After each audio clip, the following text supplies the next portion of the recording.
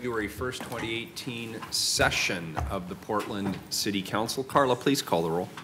Fritz. Here. Fish. Saltzman. Here. Udaly. Here. Wheeler. Here. The purpose of council meetings is to do the city's business, including hearing from the community on issues of concern. In order for us to hear from everyone and to give due consideration to matters before the council, we must all endeavor to preserve the order and decorum of these meetings. To make sure that the process is clear for everyone, I want to review some of the basic guidelines, which I hope will help everyone feel comfortable, welcome, respected, and safe at the meeting, and also ensure that decorum is maintained for all of us. There are two opportunities for public participation. Today there is one opportunity for public participation. If you want to sign up for public testimony, please do so outside. There's a little table. Otherwise, please let Carla know that you'd like to testify. Please state your name for the record. We don't need your address. If you're a lobbyist, please disclose that. If you're here representing an organization, please identify the organization. Individuals have 3 minutes to testify unless otherwise stated. When you have 30 seconds left, the yellow light's going to light up, and when your time is done, the red light comes on. Conduct that disrupts the meeting, for example, shouting or interrupting others' testimony or interrupting during council deliberations, is not allowed. People who disrupt the meeting face ejection from the meeting. If there is a disruption, I'll issue a warning that any further disruption occurs. Anyone who's disrupting the meeting will be subject to ejection for the remainder of the meeting. Anyone who fails to leave the meeting after being ejected will be subject to arrest for trespass. If you want to show your support for something, thumbs up. If you don't like something, thumbs down. In this chamber, we do not catcall people. We do not hiss. We don't make comments about them behind their backs. We assume that when people come to the microphone, not everybody has the same opinion. So let's all just be respectful of other people and give them the opportunity that they have earned to speak their opinion. So, with that cheerful note, please read the first item, Carla. Item 109, adopt the allocation methodology for the local transportation infrastructure charge, establish a maximum fee, amend charge required code, and direct staff to develop additional components of neighborhood streets program. Commissioner Saltzman. Thank you, Mayor. Since we last met on this topic in early December, staff have been meeting with you and you being the council and making updates to the original amendments, the original exhibits, excuse me. Therefore, I'd like to withdraw the amendment from December 6th and offer the substitute Exhibit A and the substitute Exhibit C in front of you. Any objection? Okay. Not seeing any objection. The substitute is accepted. Thank you. And have we had that prior to today? Have we had the what? The substitute. Has that been circulated prior to just now? Yes. Yes, it has. Additionally, I'd like to add to the record a letter of intent dated January 21st or January 24th, 2018, and that's also before you. And staff will now review these updates and additions. So please introduce yourselves and take it away. Thank you, Commissioner Saltzman, Mayor Wheeler, and the rest of City Council. My name is Ann Hill, and I work for the Portland Bureau of Transportation as a program manager in the Development, Permitting, and Transit section. I'm here with my colleague, Kurt Kruger. Want to introduce yourself? Sure. Kurt Kruger, Transportation Division Manager for Development Services. He's going to be in charge of the slideshow and also up here to answer any of your questions. Today, I will briefly review highlights from the December hearing presentation, including providing some background, reviewing the LTIC maximum, the allocation methodology, and the additional code updates that we have made since then. I will then close the presentation and open it up for questions. So really quick, we did go over this in December, but how big is this problem? Again, it has been decades in the making, resulting from annexation. While Portland has had these 250 miles of unimproved residential side streets for decades, the cost of the city's backlog of transportation projects is far greater than the city's available transportation funding. This requires the city to prioritize our transportation investments, and the city has done so with grants and opportunities that prioritize projects that carry more people, shift modes, and achieve the goals of Vision Zero. The LTIC was developed to specifically address one aspect of the city's problem with unimproved residential streets. The fact that infill development was occurring throughout the city and in many situations was not contributing anything to solve the city's infrastructure problem, other than signing waivers of remonstrance. The LTIC guaranteed that all new development would contribute to solving the problem through paying a fee, unless frontage improvements were made on site. The LTIC is not an in lieu fee, it's not a tax, and it is not an SDC. Instead, the LTIC is a transaction fee. So just as a refresher, applied to single dwelling zones on local service streets, the charge is $600 per linear foot based on the total linear frontage of the property adjacent to the local service traffic street. As of July 2017, $1.8 million had been collected. This map before you shows the collections by neighborhood coalition. The estimated cost to improve all 250 miles of unimproved local residential streets citywide is $1.5 billion. That calculates to $6.3 million a mile. Thus, the LTIC revenue by itself will only be sufficient to address a very small fraction of the city's unimproved local service streets. When the city adopted the LTIC, the City Council directed that all LTIC revenue would not be spent until Council approved an allocation methodology, specifically how decisions will be made in the future on expending the LTIC. So today, what we are asking support for is the LTIC maximum, and then several updates we'll go through with you that are code amendments. So the low-income owner-occupied exemption, the appeals process and finance option, the LTIC allocation methodology, and the code amendments. As we discussed in December, PBOT found that LTIC to pose a financial impediment to residential development for a small subset of properties with abnormally large frontages on unimproved streets, especially corner lots. The LTIC maximum establishes zone-specific per lot maximum numbers to the LTIC. While it is anticipated that revenue could be impacted by 25%, because many projects are on hold as a result of this fee, we anticipate some of those projects being implemented, thereby neutralizing the impact of the maximum.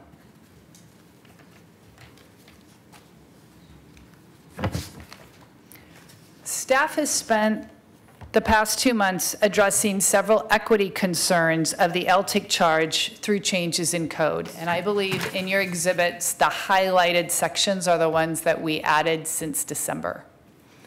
The first code and rule update is an owner-occupied low-income exemption to complement the affordable housing exemption under consideration. In this case, a low-income applicant intending to live in the house or on the property may request an exemption for development of a property on which their primary residence is located if the applicant has a gross income of less than 50% of the area median income as established by HUD. This process and its requirements are consistent with the Bureau of Development Services administrative rules for low-income fee waivers for land use review applications. The second code and rule update is to allow LTIC exemptions to be appealed to the PBOT Administrative Review Committee. Notice will be provided pursuant to City Code Chapter 3.130. What is the PBOT Administrative Review Committee?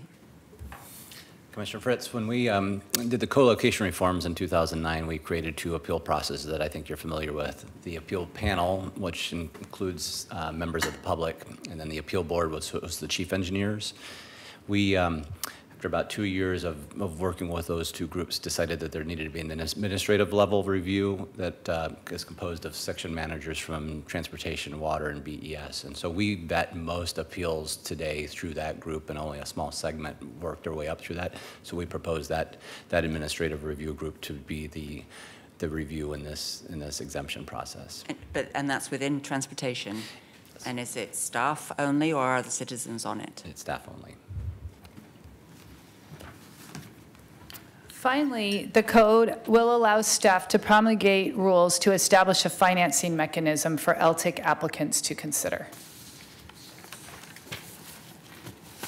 So now we've covered the LTIC maximum, which we talked about in December, and the code and rule updates that we've made since the hearing. Now we're going to turn to the neighborhood streets framework, specifically the blue section on your screen, the LTIC financed improvements.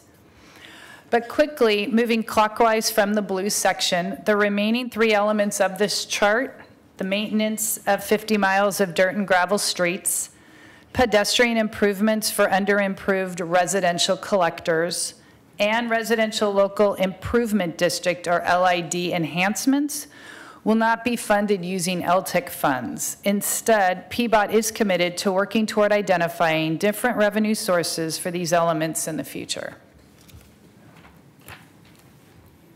And what was the rationale for not allowing LTIC to be used for the neighborhood collector pedestrian improvements? We can use the LTIC funds for the neighborhood collectors. It's just there's so many neighborhood collectors that we also feel that we need to continue to work on specifically addressing those. So they absolutely are allowed to be, we can use LTIC funds. There's just not enough funds to address that issue, and we wanted to keep that issue at a forefront. Thank you. So moving on to the LTIC allocation strategy, as reviewed in December, the team used the outreach process to answer a series of questions before you related to finance and budgeting of the funds, what types of streets these residents wanted to live on, so sidewalks, pedestrian improvements, stormwater, and how to select the projects. This feedback was used to develop a set of clear and equitable principles to guide future decisions on funding allocations, street standards, along with the allocation methodology for project selection. I did want to remind you of the Bureau of Environmental Services partnership with PBOT on LTIC-funded projects because of the recognition of stormwater volume that originates from streets. The portion of capital costs for local street improvements related to stormwater management, and the limited availability of LTIC funding. Any BES funding contributions would be directed towards stormwater system benefits. This partnership will include a financing structure to accelerate project timing and provide long-term program certainty by combining resources citywide rather than geographically segregating pots of money. So the city may be able to improve 1.5 to 3 miles of streets every 10 years, leveraging the LTIC funds. The second area of program development related to the types of streets the city would complete. Since council has adopted alternate transportation and stormwater standards to be used on select streets, and community feedback supported a desired flexibility when addressing safety, mobility, and feasibility, LTIC-funded projects will use a standard strategy adopted from the Tryon-Stevens Neighborhood Plan to match the best option to the street segment being reviewed. After all, not every street needs 2 sidewalks and a traditional street standard. However, stormwater, pedestrian improvements, and traffic calming elements are the priority. With the financing model and street standards matrix in place, the third leg is the design of the allocation methodology for project selection. Again, this methodology is intended to be repeatable, anticipating recurring rounds every 10 years of capital investment. So the slide before you shows the allocation methodology does stay consistent with the city's equity goals, ADA requirements, and adopted neighborhood transportation and stormwater plans. It responds to public input, seeks to leverage other available funding sources, and uses the best available data and methods for identifying high-priority transportation and stormwater improvements. The LTIC allocation methodology establishes 3 fundamental criteria to determine a short list of the highest priority unimproved local residential streets projects to be funded with LTIC.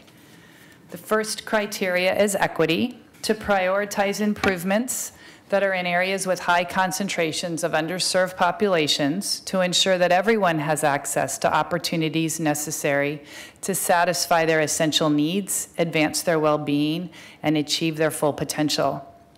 This was reinforced by results of the online community survey and was especially true for Portlanders who responded to the survey in languages other than English.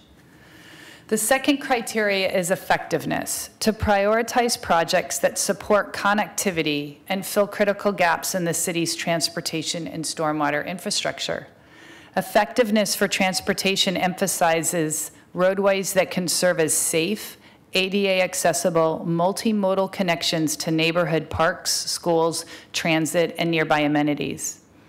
Residents on unimproved streets that participated in focus groups placed a high priority on projects that will make the most positive impact on the transportation and stormwater systems.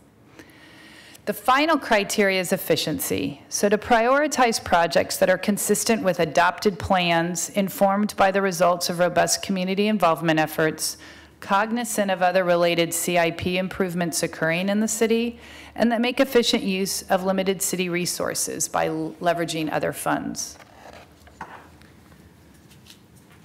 So the allocation methodology establishes these 3 long-term guiding principles for project selection, driving database decisions and city need. But what does the allocation methodology look like for the 2018-2028 funding cycle? Beginning with equity, we will use 3 of the factors from the Transportation System Plan, or TSP process: the percentage of low-income households, the percentage of communities of color, and the percentage of renters. The areas were scored with 3 factors, being the darkest gray if you had 3 and 0 for the factors if you had 0 factors. To better identify where these communities are, we used block level versus census tract data because it's more granular. Addressing effectiveness, the connectivity factors we considered include safe routes to schools, bike routes, pedestrian routes, and proximity to transit. So these streets were scored, and projects must score a 4 or a 5 to be considered. It should be noted that the metrics for determining stormwater priorities are yet to be determined, awaiting refinement of the new spatial data sets for stormwater infrastructure on residential side streets. And finally, efficiency. So after we looked at the first and the second criteria, we still have too many streets. There's far too many streets than there is funding. So the third thing we looked at was efficiency. Together with the neighborhoods, 3 neighborhood street plans, Cully, Division Midway, and Tryon-Stevens, were developed focusing on quiet residential streets. These plans develop strategies for improving local traffic streets in single-family neighborhoods. These 3 neighborhood street plan areas contain multiple miles of unimproved residential side streets that are also high priorities for transportation connectivity and with high concentrations of underserved populations. Finally, before you in your packet is a letter of intent the Commissioner referenced in his introduction. In response to Commissioner Fritz's questions during the December hearing regarding the areas in Southwest that would be under consideration for the 2018-2028 allocation for project selection, staff reviewed the findings of the equity analysis and will extend the LTIC target area in Southwest Portland slightly south to include the neighborhood with the highest equity score. And so when you're looking at the map in front of you, it's the bottom darkest blue section. And for the purposes of this map, we did include the blue are the LTIC eligible streets. Those are the streets where currently the funds are being collected. And you can also see the orange streets, which are the neighborhood collectors. So those would also be streets that would be considered when we were looking at how we would allocate the money. As a quick reminder, for 2018 to 2028 round of LTIC project selection, PBOT and BES staff will first identify appropriate LTIC funded projects in Southwest Portland within the expanded boundary by including the consideration of eligible neighborhood collectors without curbs, the use of alternate street standards, and coordinating with other city capital projects. Once staff apply this same process within the Cully and Midway division boundaries, those proposals will be reviewed with the respective neighborhood coalitions and associations to solicit feedback before coming to council with the financing package. In closing, we ask for your consideration and approval of this LTIC maximum, associated code amendments, and the allocation methodology for the purpose of expending LTIC revenues. Additionally, we ask for your consideration and direction to further develop the Neighborhood Streets program, specifically the development of a maintenance program for ongoing grade and gravel of gravel streets, a proposal and development of the 2018-19 budget, and support for the letter of intent to expand the Tryon-Stevens project area for consideration of the allocation. This concludes this afternoon's presentation. PBOT staff Christine Leon, Kurt, and myself, Jody Yates are here, along with BES staff Ivy Dunlap and Tiberius Solutions Principal Nick Papanek are here and available for questions. Thank you. Thank you. Commissioner Fritz. So could you please go back to the map of the whole city with the equity scoring? Sure. So after that one. I think you have to go before it. Yeah. No, it's like 3 from the end of the presentation. Do you want the one of Tryon-Stevens? The one before that, please. So that's one, but one before that.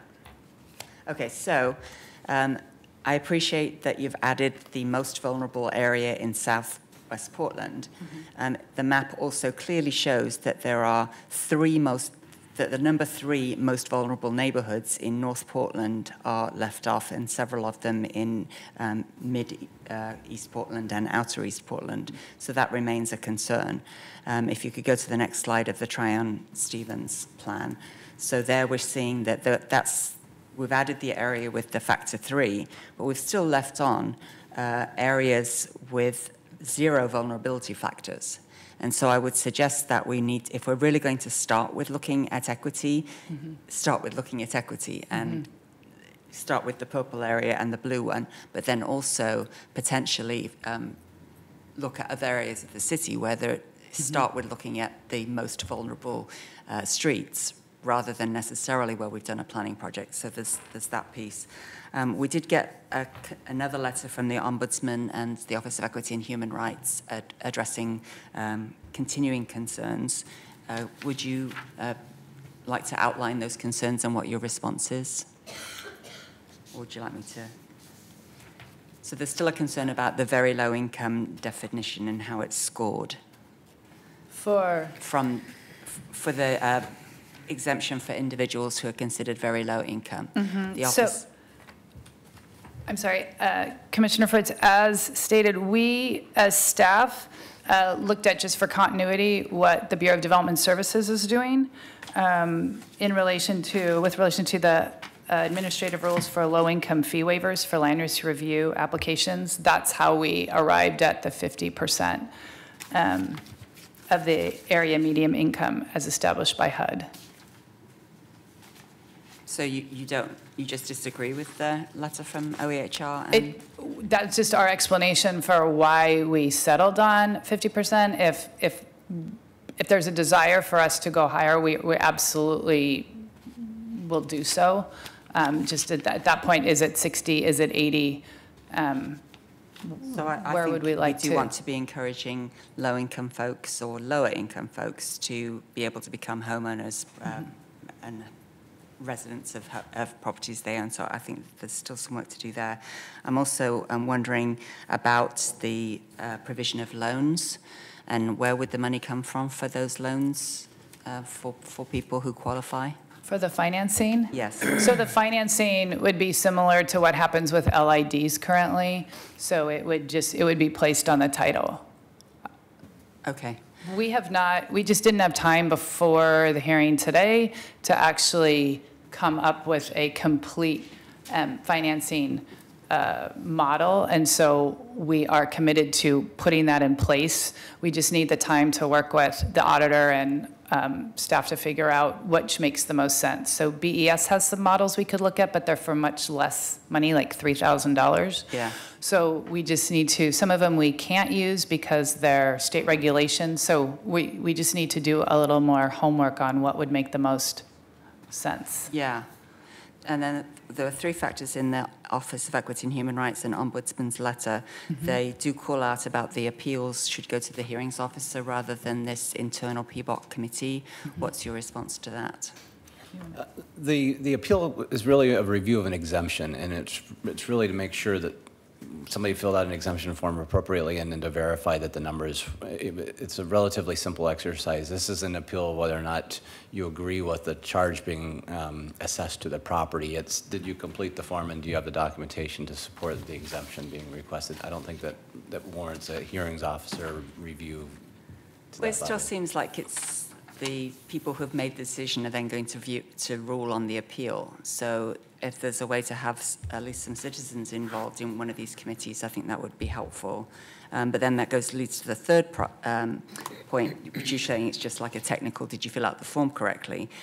They are suggesting that we need a process for other individual circumstances or other hardships for PBOT to be able to make determinations, which then would have presumably some criteria which a hearings officer could evaluate as well.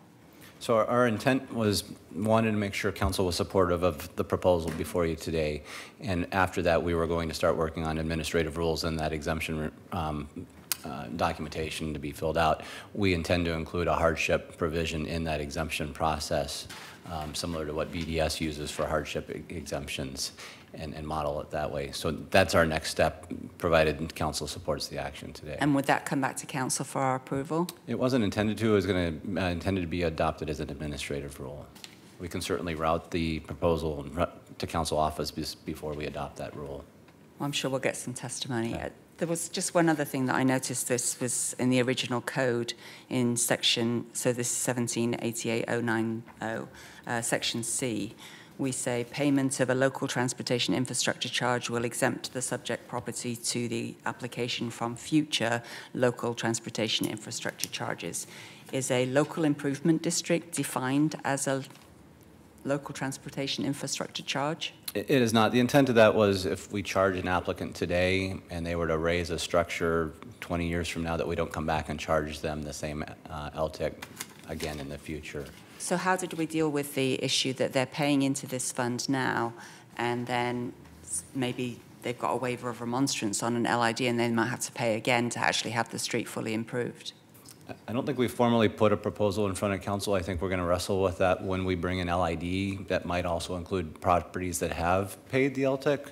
I don't want to solve that problem right here, but one solution would be to credit those properties for what has been paid, but accounting for the fact that interest and cost of doing construction increases over time. If we collected money today and 10 years from now that project expense goes up by 15%, do we want to have the ability to capture the delta between what was collected today and that project cost? That's a conversation that we can have today, but I think could be had during an LID formation hearing. Well, I remember it was either in December or in the previous December when we had that concern raised. So I am concerned that we don't seem to have solved that problem. I think if I can capture, I think your intent from when we adopted this a year and a half, almost 2 years ago, the direction to us was to continue to collect the waivers of remonstrance to give us the future ability to form LIDs, even if we're still collecting funds today.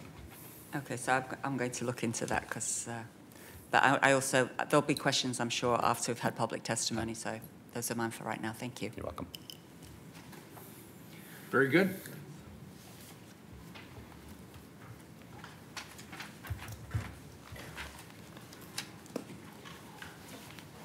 Hi, Carla. Public testimony, please. Yes, we have 3 people signed up. Please come on up. Are Robert Evanson, Marianne Fitzgerald, and John Cohen. 3 minutes, please. State your name for the record. When the light comes on, your 3 minutes is up.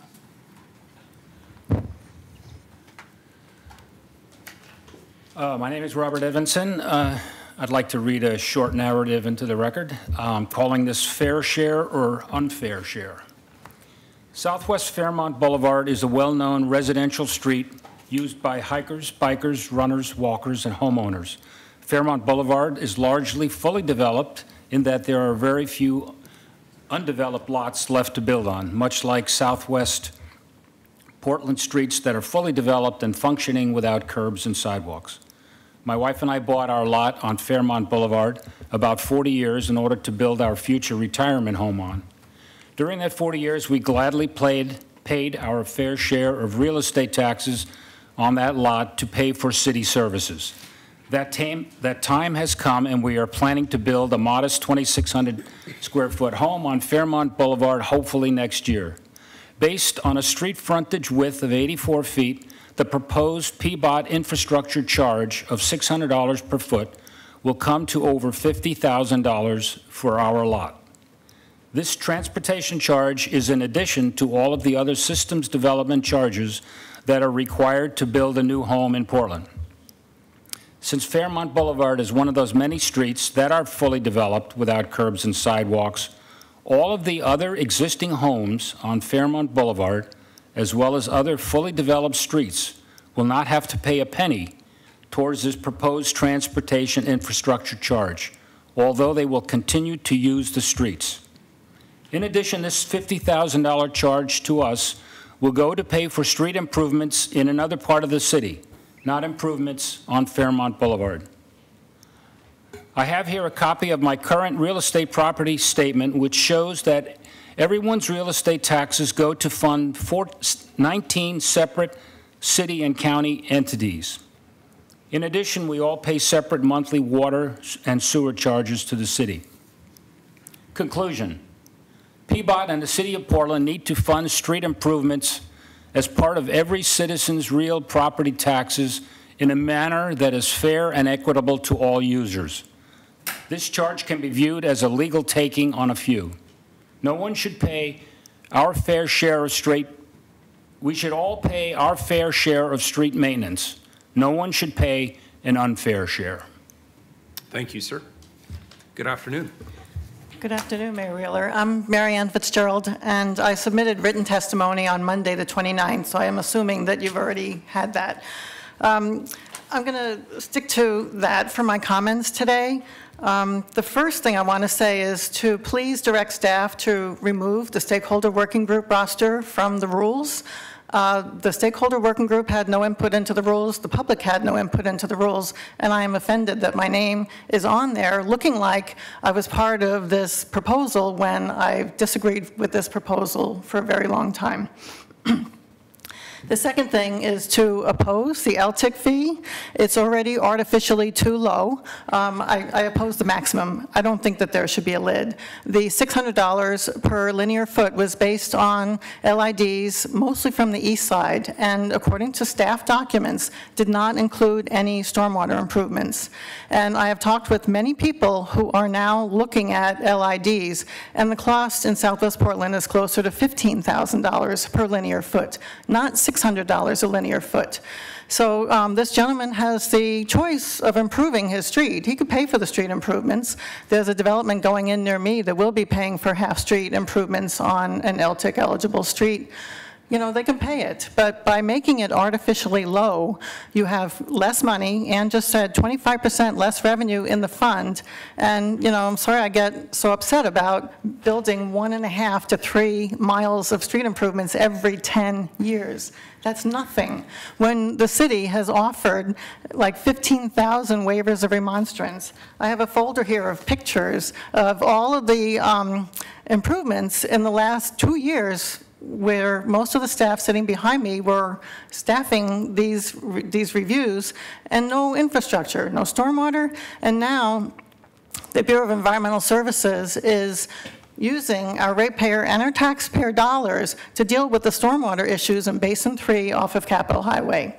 So you're kicking the can from the builder or the developer of the property to the homeowners who can't afford the improvements in the future. And while this document before you did not say anything about local improvement districts, The City of Portland's budget request that just came out this week says that LID projects often rely on public subsidies to make the project affordable for the benefiting property owners. However, there is no funding available to subsidize new LIDs. Without a new public funding source, the LID program for local streets will likely be very limited to commercial or developer-requested LIDs. So that gives me little hope that LIDs are going to solve this humongous problem that's been going on for years and continues.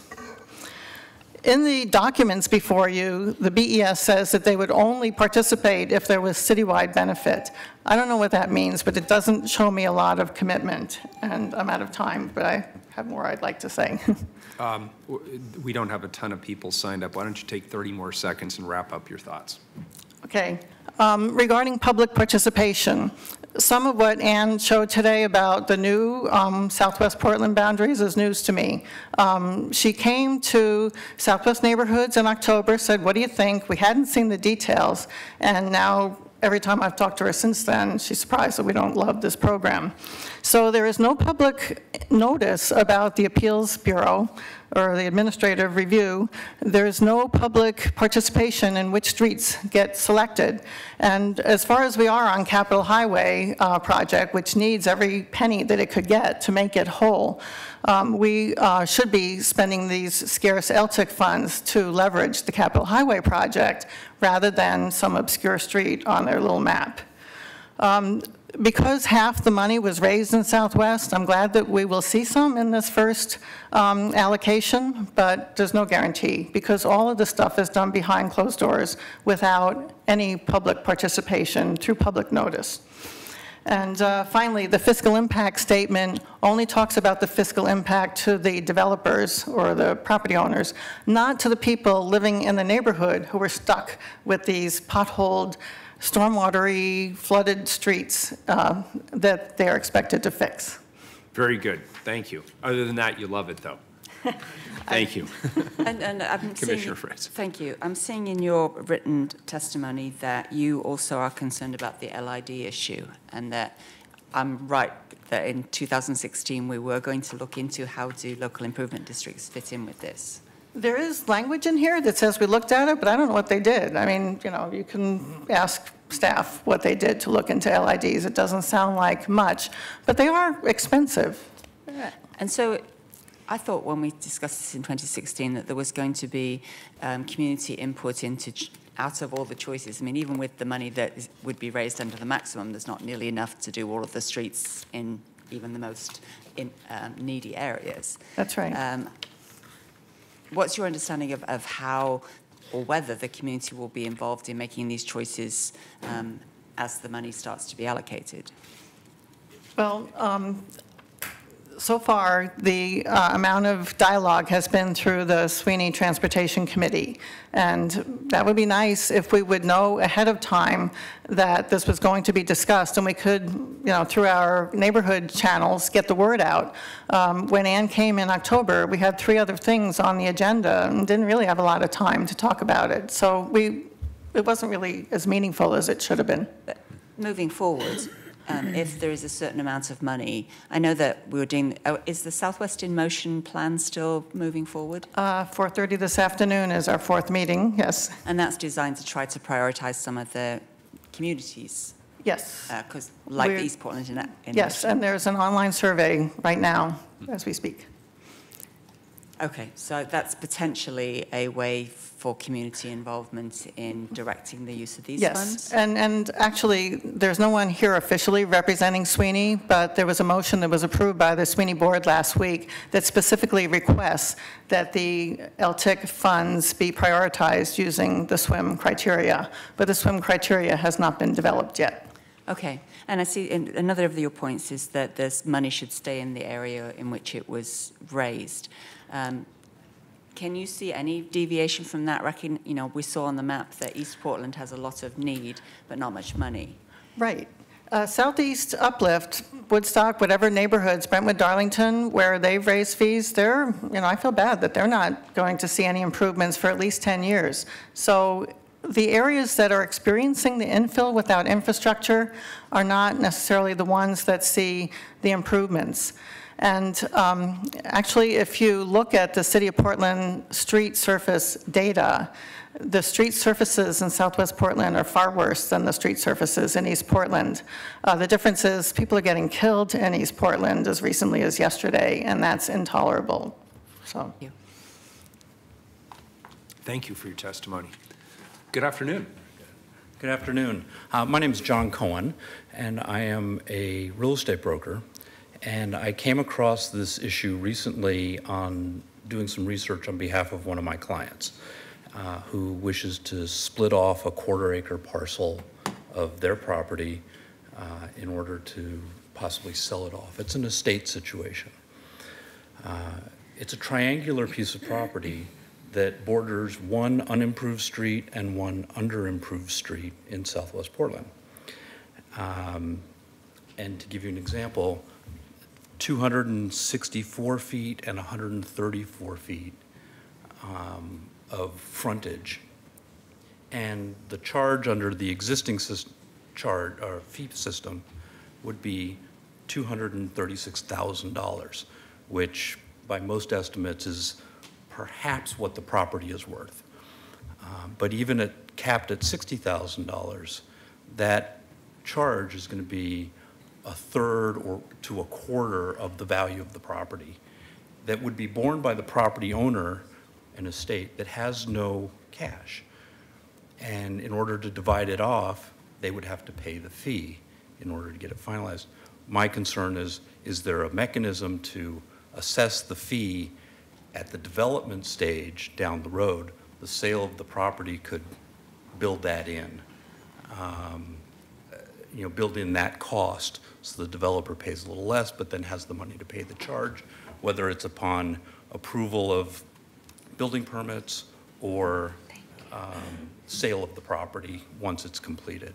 But to put that burden on the homeowner, like the gentleman said earlier, is onerous, especially in that situation. So a lot of my comments also mirror what he was saying earlier about, basically 20% of the property owners on unimproved streets are paying for 100% of the improvements in the city, where years and years ago, the city paid as it went along.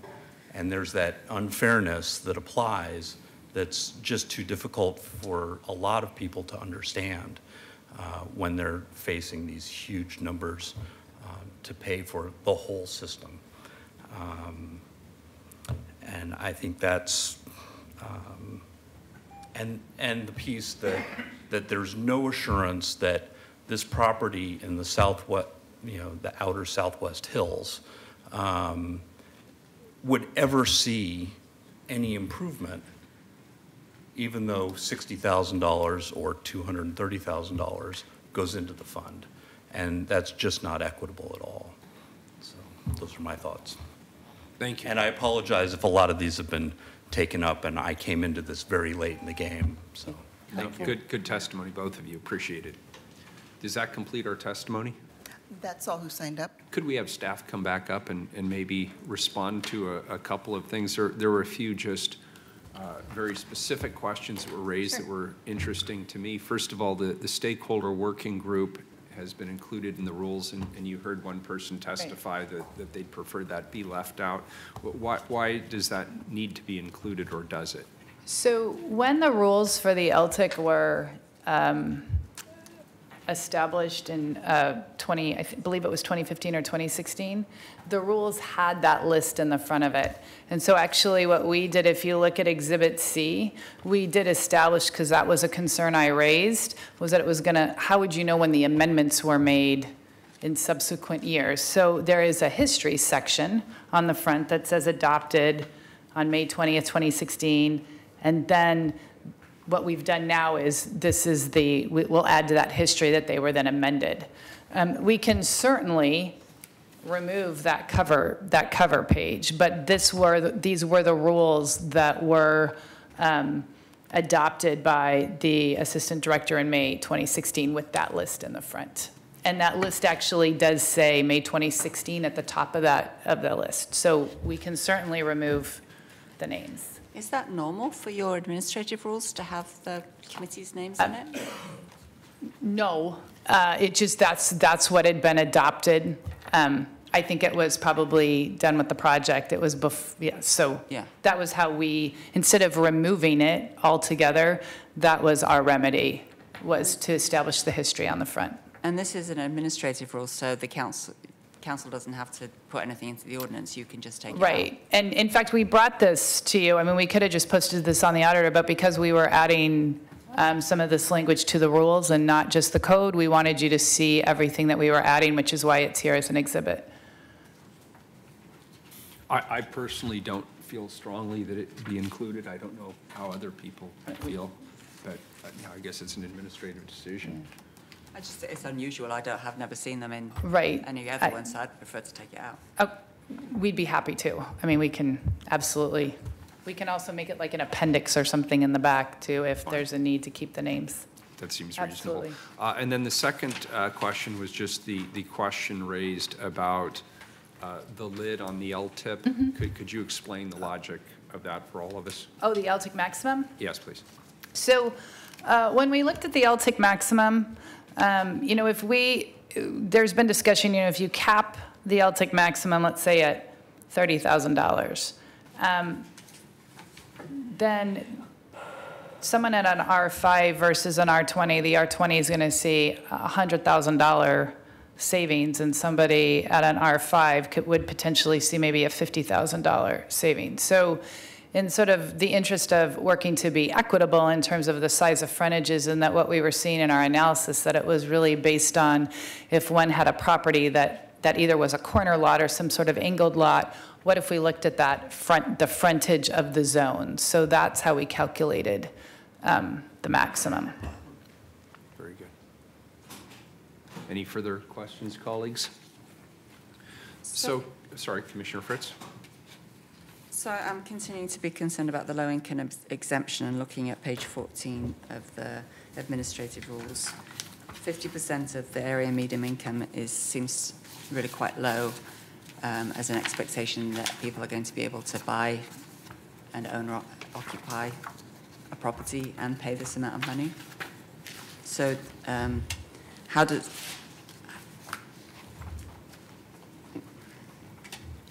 is there a process for changing that? Sure. I mean, if the council would like to offer an amendment, we'd be happy to change that amount. The way we came to that amount, again, we explained how we came to that. But again, if council would like for us to change that, we'd be happy to do so. I had also raised a concern that it was too low, and I understand you based it on some BDS code, and unfortunately I didn't get the information that I had asked for, which was how many people are applying, how many, if any, are applying for this, because it's so unlikely that someone that low income would be developing property or looking into land use. So, I mean, I would support increasing it, but I just don't know that it's very meaningful at. Well, and actually the Ombudsman and Office of Elected Human Rights say that this is actually 50% is very low income. Yeah. That HUD says it's 80% is low income. So I would move that we change it to 80%. We have a motion and a second. Can I call that Fritz Exhibit A? Call it whatever you like, Matt. Very good. Further discussion, questions? Commissioner Fritz? The hardship exemption. So tell me again how you're going to deal with figuring out what the criteria are. Just a quick trip down memory lane on the administrative rule. We tried to anticipate hardships when we first set the program up in 2016. So we carefully crafted language that anticipated a fire damage situation. A fire occurred, somebody needed to spend some time dealing with an insurance company to get funds secured to replace that structure. So we created a 2-year exemption program that if your home was damaged due to fire and you were replacing it, we wouldn't come in and charge this program. We're trying to expand that to a hardship, those cases that we don't know what might come at us, but set a system in place where somebody can make a hardship case come before the committee and have that evaluated. We frankly have had one situation that I can think of in a year and a half. And it's one that was in the Willamette Week, unique situation. But the hundreds of permits that we processed in the last year and a half, we've had one that fit into that category. Yeah, for the most part, people are building really fancy new homes that may not qualify, but the one in Willamette was a manufactured home. As we look at more tiny homes and more minimalist ways of developing, it would seem like we should have something that if the value of the improvement is less than X, or less than X percent of the LTIC, that should be thinking about. So I guess I'd like that process to come back to council, because at that point then we could decide actually it shouldn't be long as an administrative decision for the appeal, it should go to the hearings officer. Okay, so for instance, the gentleman who gave the testimony about his clients who want to subdivide their property and it currently would cost them as much or more than the value of the property, would that be a potential hardship exemption? That would not. Okay. I don't want to spend too much time here today. What we don't want to do is create an exemption or an appeal process that gets us back into the same situation that got us here in the first place. As Ms. Fitzgerald pointed out, we have thousands of waivers on file where we've created exemptions and not required improvements. And so this effort was really to correct that practice and start collecting funds. I appreciate the gentleman's concern. I'm going to talk with him after the hearing. I think there's a couple creative ways that we can do as he was asking and moving that collection to a building permit scenario. Mm-hmm. That's a unique one. Most of the time when we're working with applicants that are dividing a property, we're working with a developer, and it's a little unique that we're dealing with an estate situation. Happy to take a look at that. Okay.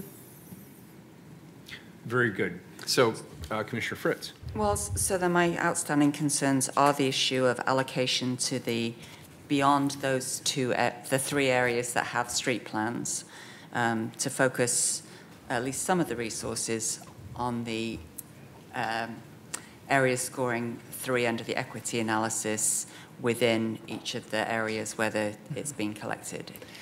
The issue we have is there's too many streets. And that's why when we did the equity screen as the first step, and then we looked at the streets as the second step, because we had too many for the amount of money, that's why we then looked to those neighborhood street plans that had neighborhood commitment. Because what's difficult is if you just look at those areas and you still have too much, you've still too many streets for the amount of money,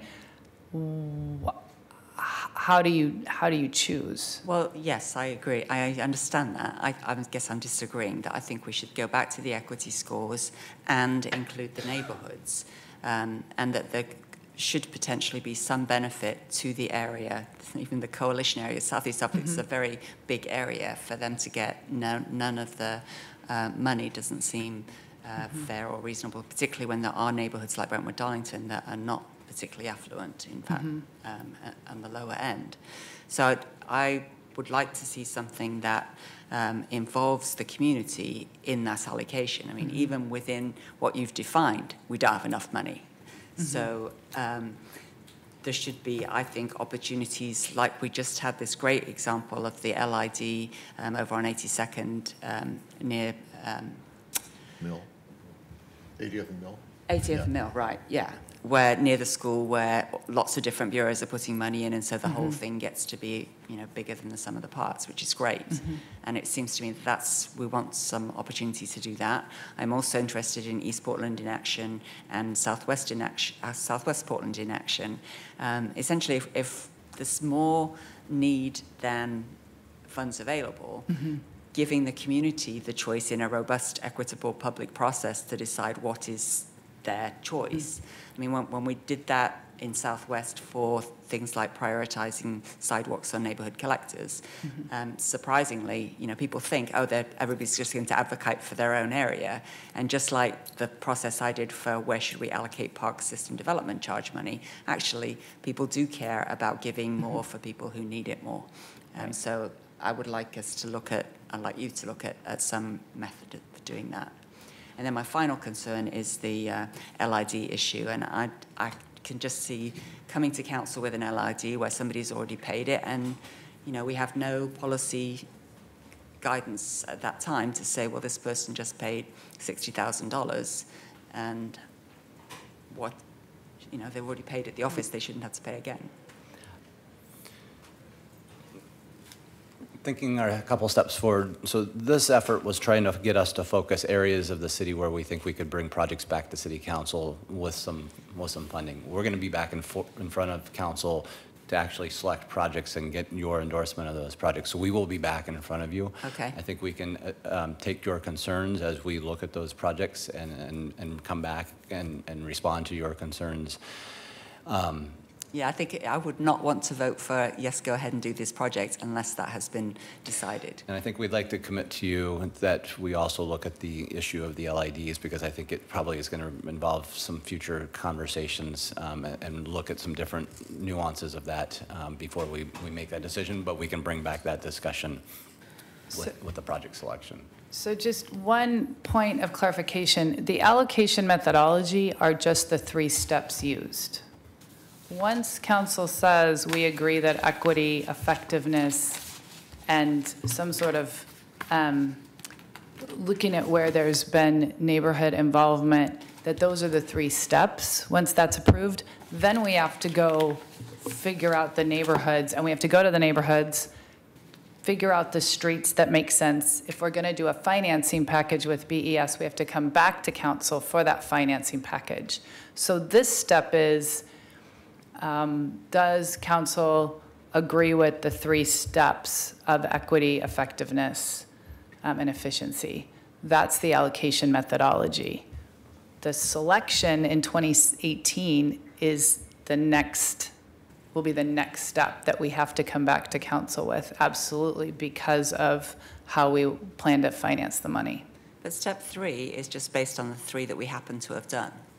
So I guess that's the one I have the most concern about. That's for 2018. The step 3 is just once you have those first 2, like you're suggesting, we were working to be careful that in 10 years from now, we didn't say you absolutely had to use a plan or you absolutely had to go to a coalition, because what if the coalitions were something else in 10 years? So we said, I think what it says in the rules is that that 3rd step is, hold on, I'm working to get to the language.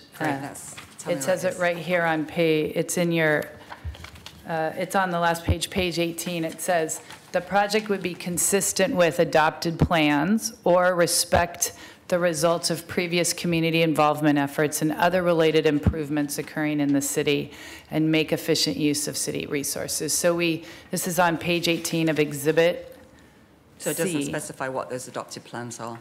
Right, because this is just the methodology, because in 10 years, those plans might be different.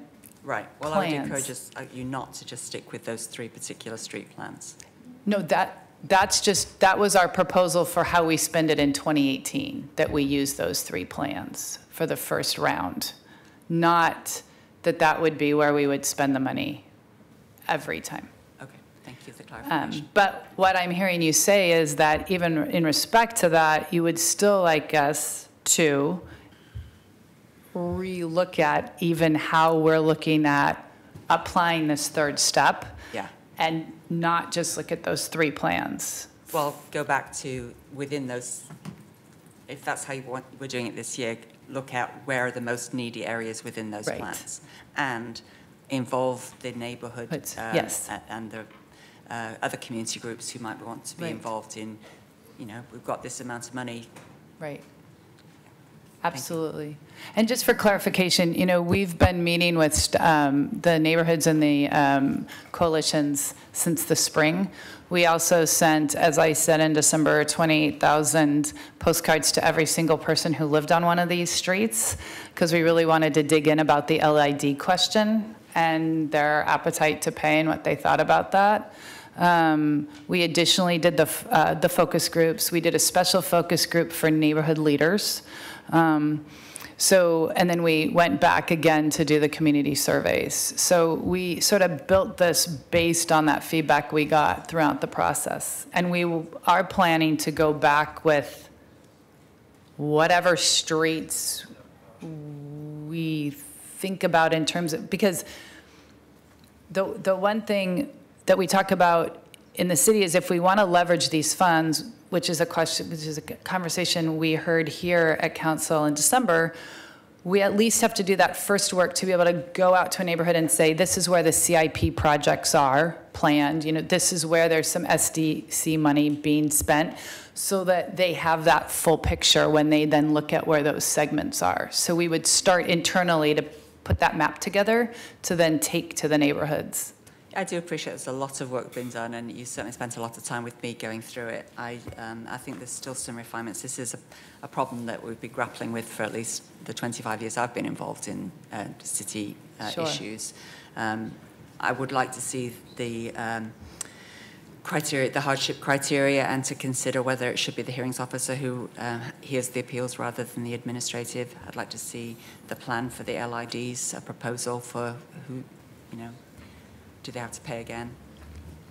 And then this final piece of including the community in, you know, very soon after you start doing your upper, you know, your analysis, ask the community. Mm-hmm.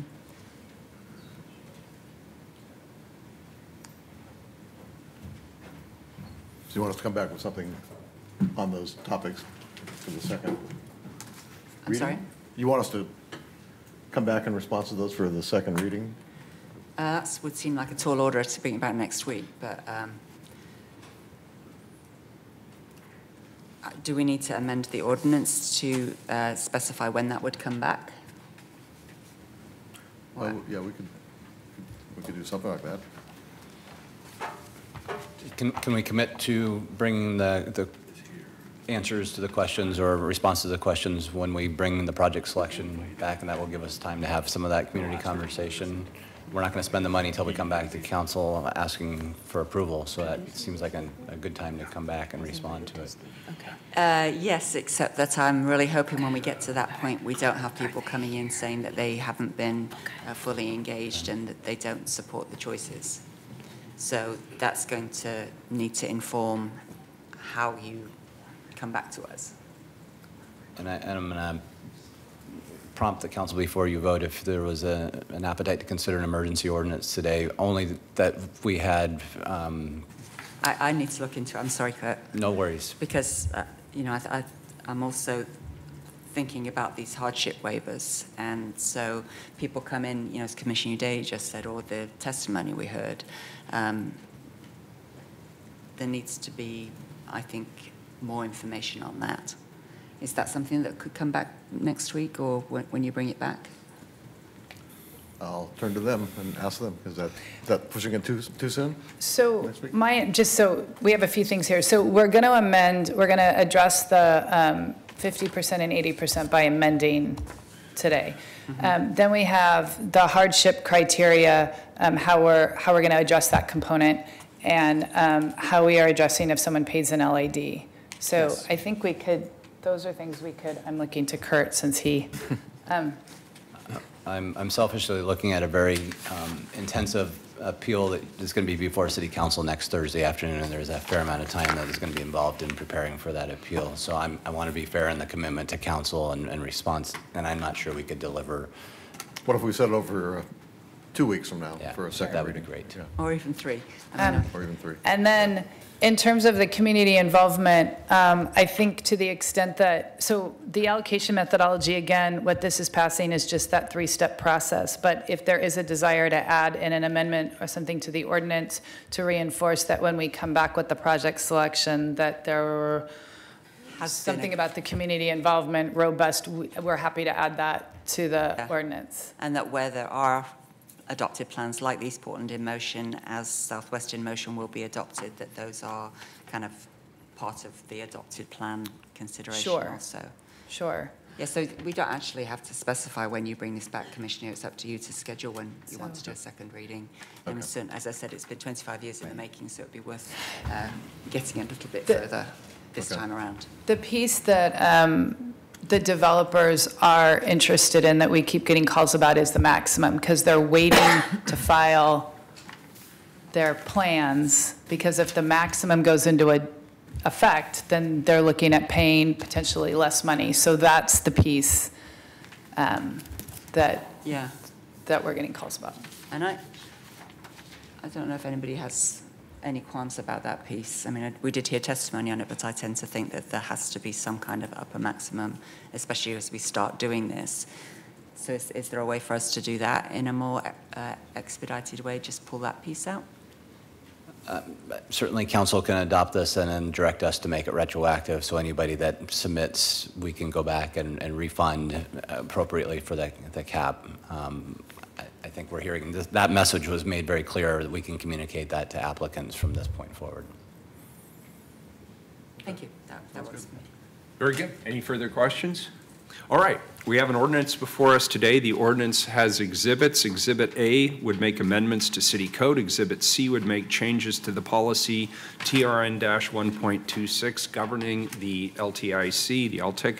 Before us is a substitute Exhibit A dated 2/1/18. This includes changes that were discussed earlier but not yet adopted, and also new changes that are highlighted. Likewise, before us is a substitute Exhibit C dated 2/1/18 that includes changes that were discussed earlier but not yet adopted, and also new changes that are highlighted. Commissioner Saltzman, you made a motion to adopt substitute Exhibit A. Legal counsel would like to clarify a second. Second. Commissioner Fritz seconds. Please call the roll. Fritz? This is merely substituting the new proposal. Aye. Saltzman? Right. Udaly? Aye. Wheeler? Aye. Substitute Exhibit A is adopted. Commissioner Saltzman also made a motion to adopt substitute Exhibit C. Could I get a second? Second. Commissioner Udaly, second substitute Exhibit C. Please call the roll. Fritz? Aye. Saltzman? Aye. Udaly? Aye. Wheeler? Aye. Substitute Exhibit C is adopted. Commissioner Fritz had offered up an amendment with regard to adjustment of the lower limit. Legal counsel wanted a clear statement on that for the record.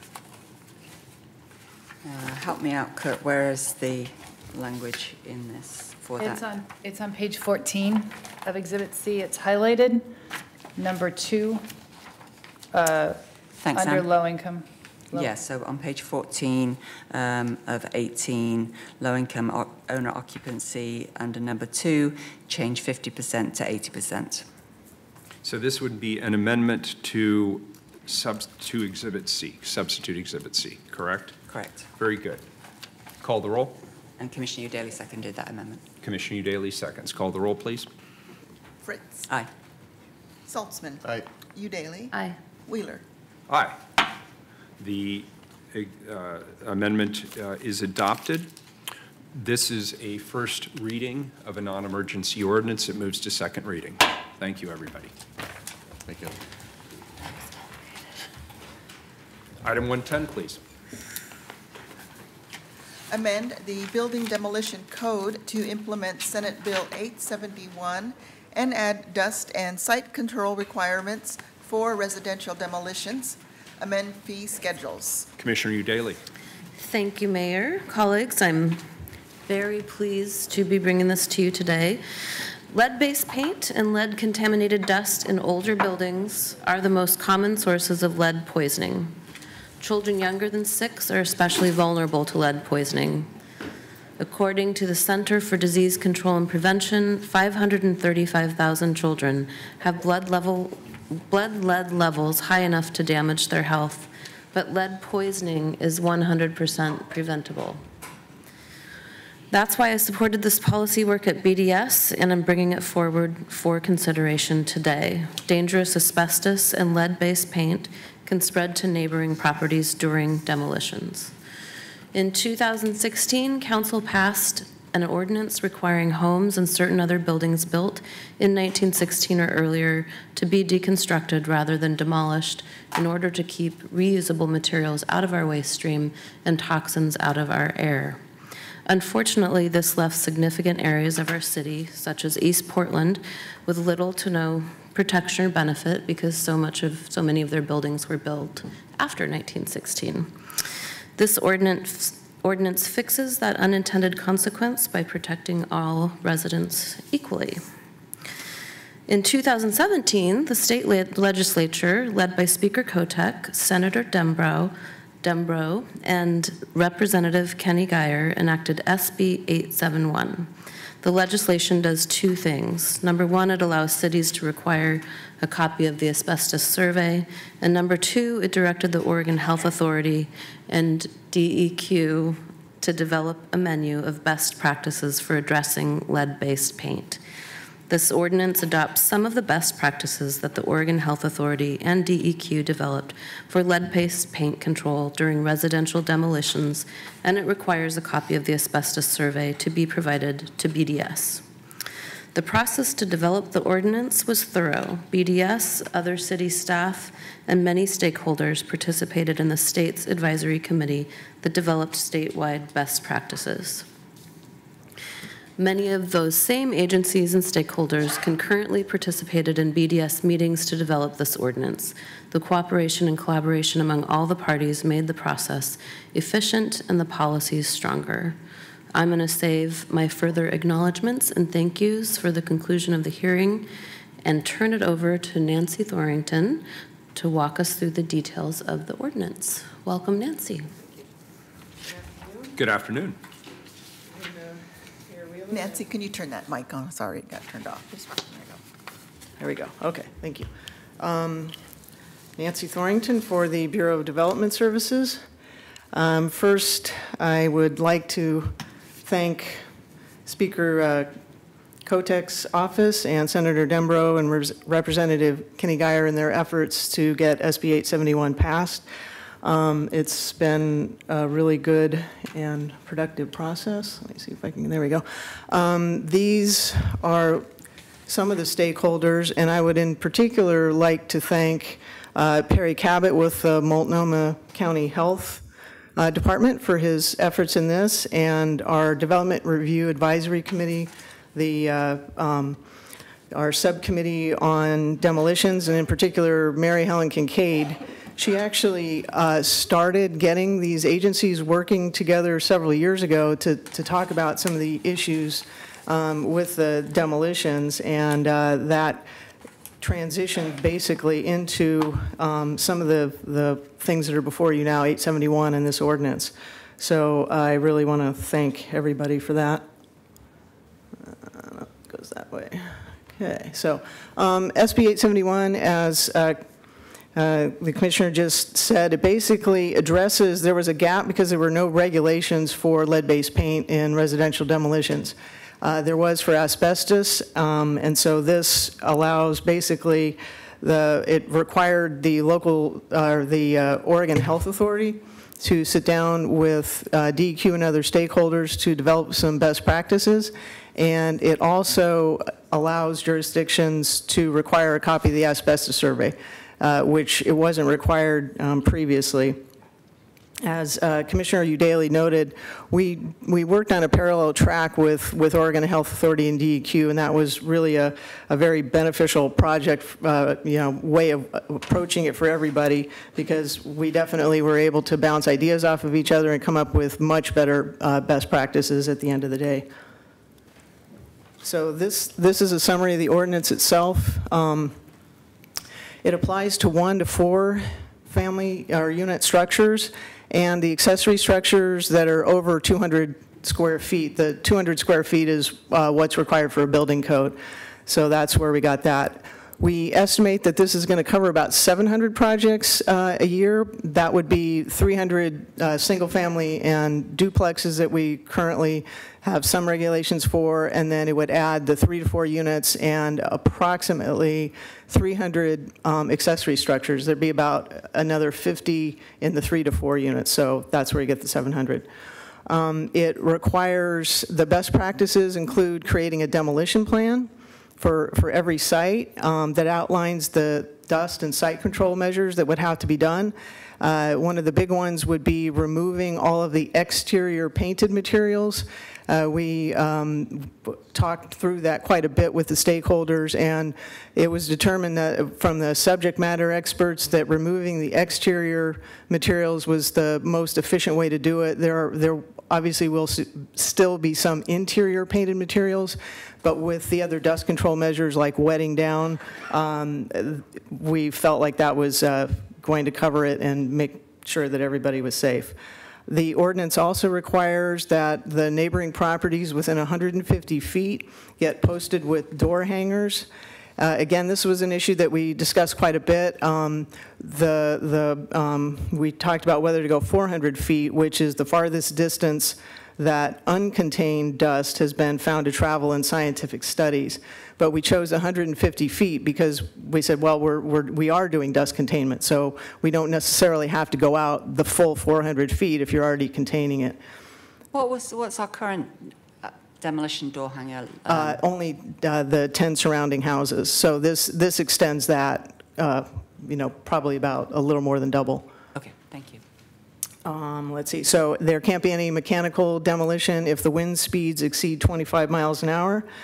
And there will be 2 additional inspections per project. Right now, we only do a post-demolition inspection to make sure that the site has site control measures on it. And so this would add 2 more, a pre-demolition inspection to make sure that the demolition plan is adequate and correctly tailored for that particular project.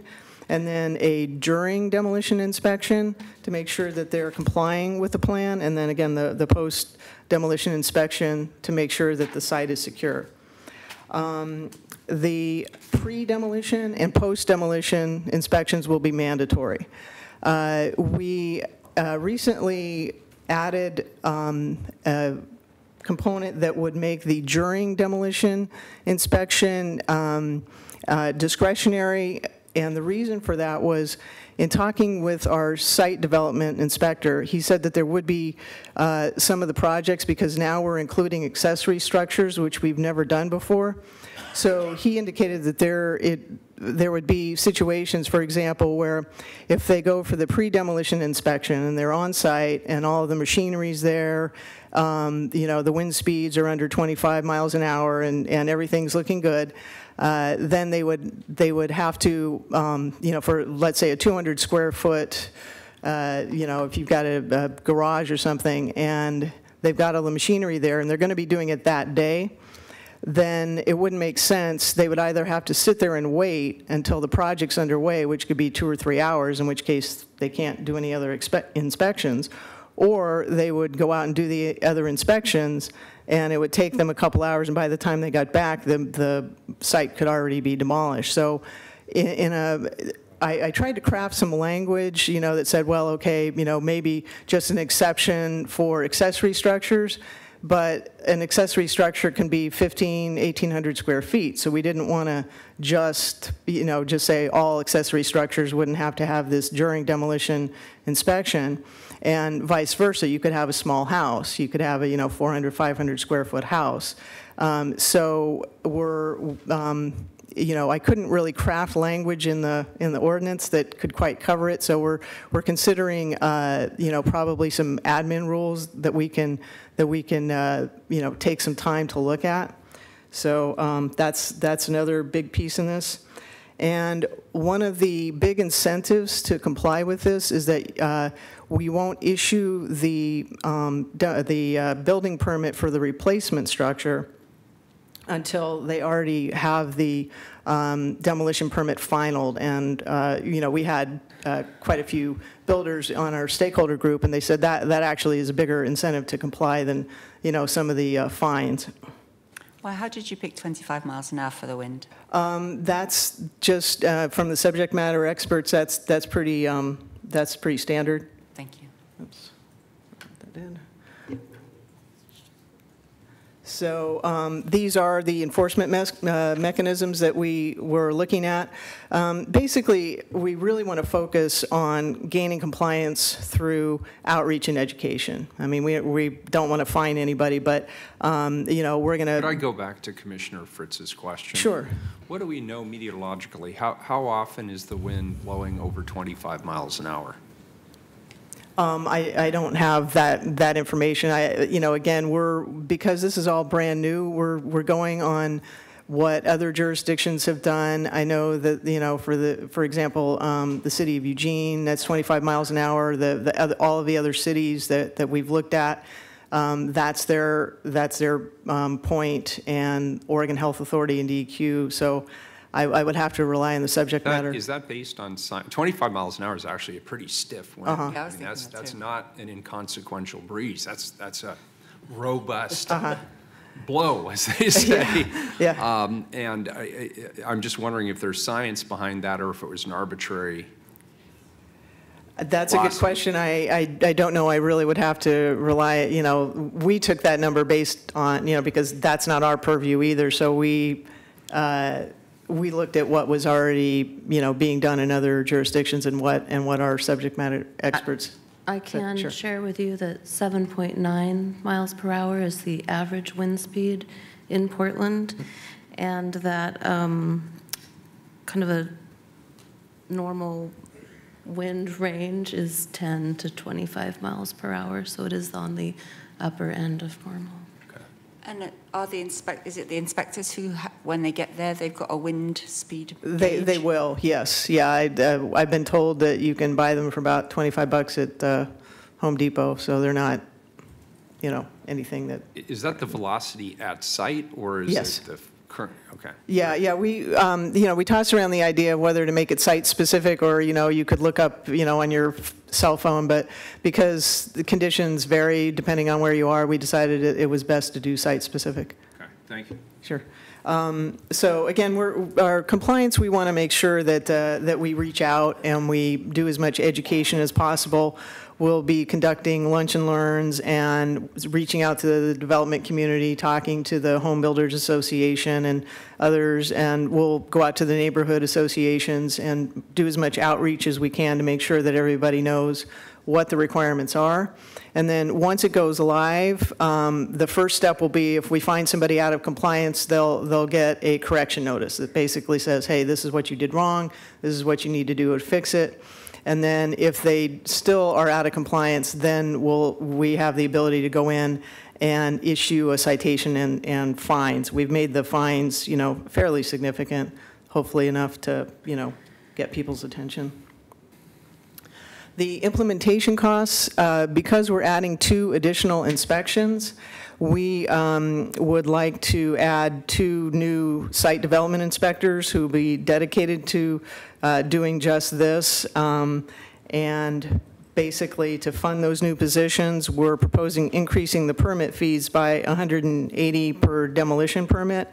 And then the door hangers were already, as Commissioner Fritz noted, we already do some door hangers, but we'll, instead of having 350 approximately projects per year, we're going to have, you know, upwards of about 700. So we looked at the cost, and basically it'll be about 300 per year. So that's not terribly significant. In summary, our recommendations are to adopt the ordinance, to create two new site development inspector 1 positions and hire for those positions, to amend the building and other permits and fee schedules to increase the demolition permit fee by $180 per permit, to amend the enforcement fee and penalty schedule to add the fines. And we are asking for an effective date of July 1st because we need to ramp up for this. This is a brand new program for us, so we have to hire those 2 new inspectors, which has to go through the city process. And we have to train them. They will be required to have asbestos and lead-based paint certifications, which are currently not required for our inspectors, so this is going to be something new. And then, obviously, we have to do our internal staff training, change certain computer programs to accommodate the new inspections, potentially create some admin rules. And so finally, we will be looking to follow up. We'll monitor this as we always do with our ordinances, potentially adopt some administrative rules, and we'll be continuing to meet with the DRAC Demolition Subcommittee, and we propose coming back to council in January of 2020 with a report on how it's going. What would it take to expedite this? How can we speed this process up? So I spoke with our HR person, our head of inspections, and our finance person, and they were the ones that gave me the January or the July 1st date. They said the hiring and going out for the process, the hiring process, long and short of it, hiring and getting the right people in there with the certifications and getting them trained would take that long. So. That's and could you be a little more specific about the certifications that are required? Sure, yeah. So there is an asbestos certification, and I think it's I'm going to let probably Perry Cabot correct me on this, but it's a few-day training on that, and then there's a lead certification that also is another few days. Are there people on staff currently who we could get skilled up with those certifications so that we could speed the process up? The issue is that we're already maxed, so they already are. I mean, we're hiring as fast as we can for other positions that already have been in the budget for a long time, and we have. Inspector positions that have been open for months and months. It's really hard because, the good news is the economy is doing really well, and so, the building industry is very robust right now. The downside is, all of the jurisdictions, include Portland and the whole metro area and the whole statewide, are trying to get the same group of people, for the inspector positions. And Is there another way to think of this instead of looking for senior level inspectors with a broad skill set? Could we create a category of inspectors in the near term that are specifically trained to this skill set and not the wide range of skill sets? So we're only looking for Inspector 1s. That's the lowest level that we can do, and we're bound, if they're going to go out and inspect a site, they have to have the state certifications. We can't circumvent that process. Could we hire a firm that provides those skills while pending us staffing up to that? That's a good question. I mean, BDS, we've done that before. Yeah, that's true. We have used outside help. Sure. I mean, we can look at those options. Yeah, I'd be happy to contract in the meantime, but there's just an issue of a lack of qualified candidates because of how competitive. And this will be a very specific set of skills in terms of they're going to have to know the erosion control side, because what we did on this was we were trying to focus on the dust control and the site control piece. We're focusing on having them comply with the existing regulations rather than trying to create a whole new set of regulations. So the person would have to have that site control piece, and then get trained up for the other parts. Yeah, maybe there's a possibility to bring back some recent retirees on a temporary basis until we have the positions filled full-time. Sure. If I might just suggest that, obviously this has been a priority for Commissioner Daly, and she's anxious, or more anxious than anybody, to see it implemented. So presumably we can set the implementation date of July 1st, and if any of these suggestions pan out, you could come back and say we're going to implement it, set a new date. Thank you. Yes, I hear the mayor saying that he wants us to start as soon as possible, Understood. and I Yes. concur. And the July 1st is not, that's not a hard and fast deadline. If you could stand it Yeah. up sooner, you could do that. I This mean, does not honestly, prohibit you. what can we do in less than Right. 6 months in City Hall? I hear you, Commissioner. I mean, we have to have an implementation date so people know that it's Yeah. going to be by then, but we could always come back if they're ready at the beginning of June, come back with an ordinance to say implemented tomorrow. In the meantime, we could kind of peer pressure people into safely demolishing Yeah. their houses. I'm not opposed to that. Well, in the meantime, it's probably going to rain, so it will. Oh, yeah, it's raining, so. Any other questions? None immediately, colleagues? All right. Thank you. Well, thank you, Nancy. It is my pleasure to welcome our special guests up next, Senator Dembro and Representative Kenny Geyer. All right, special guests. Thank you for being here today.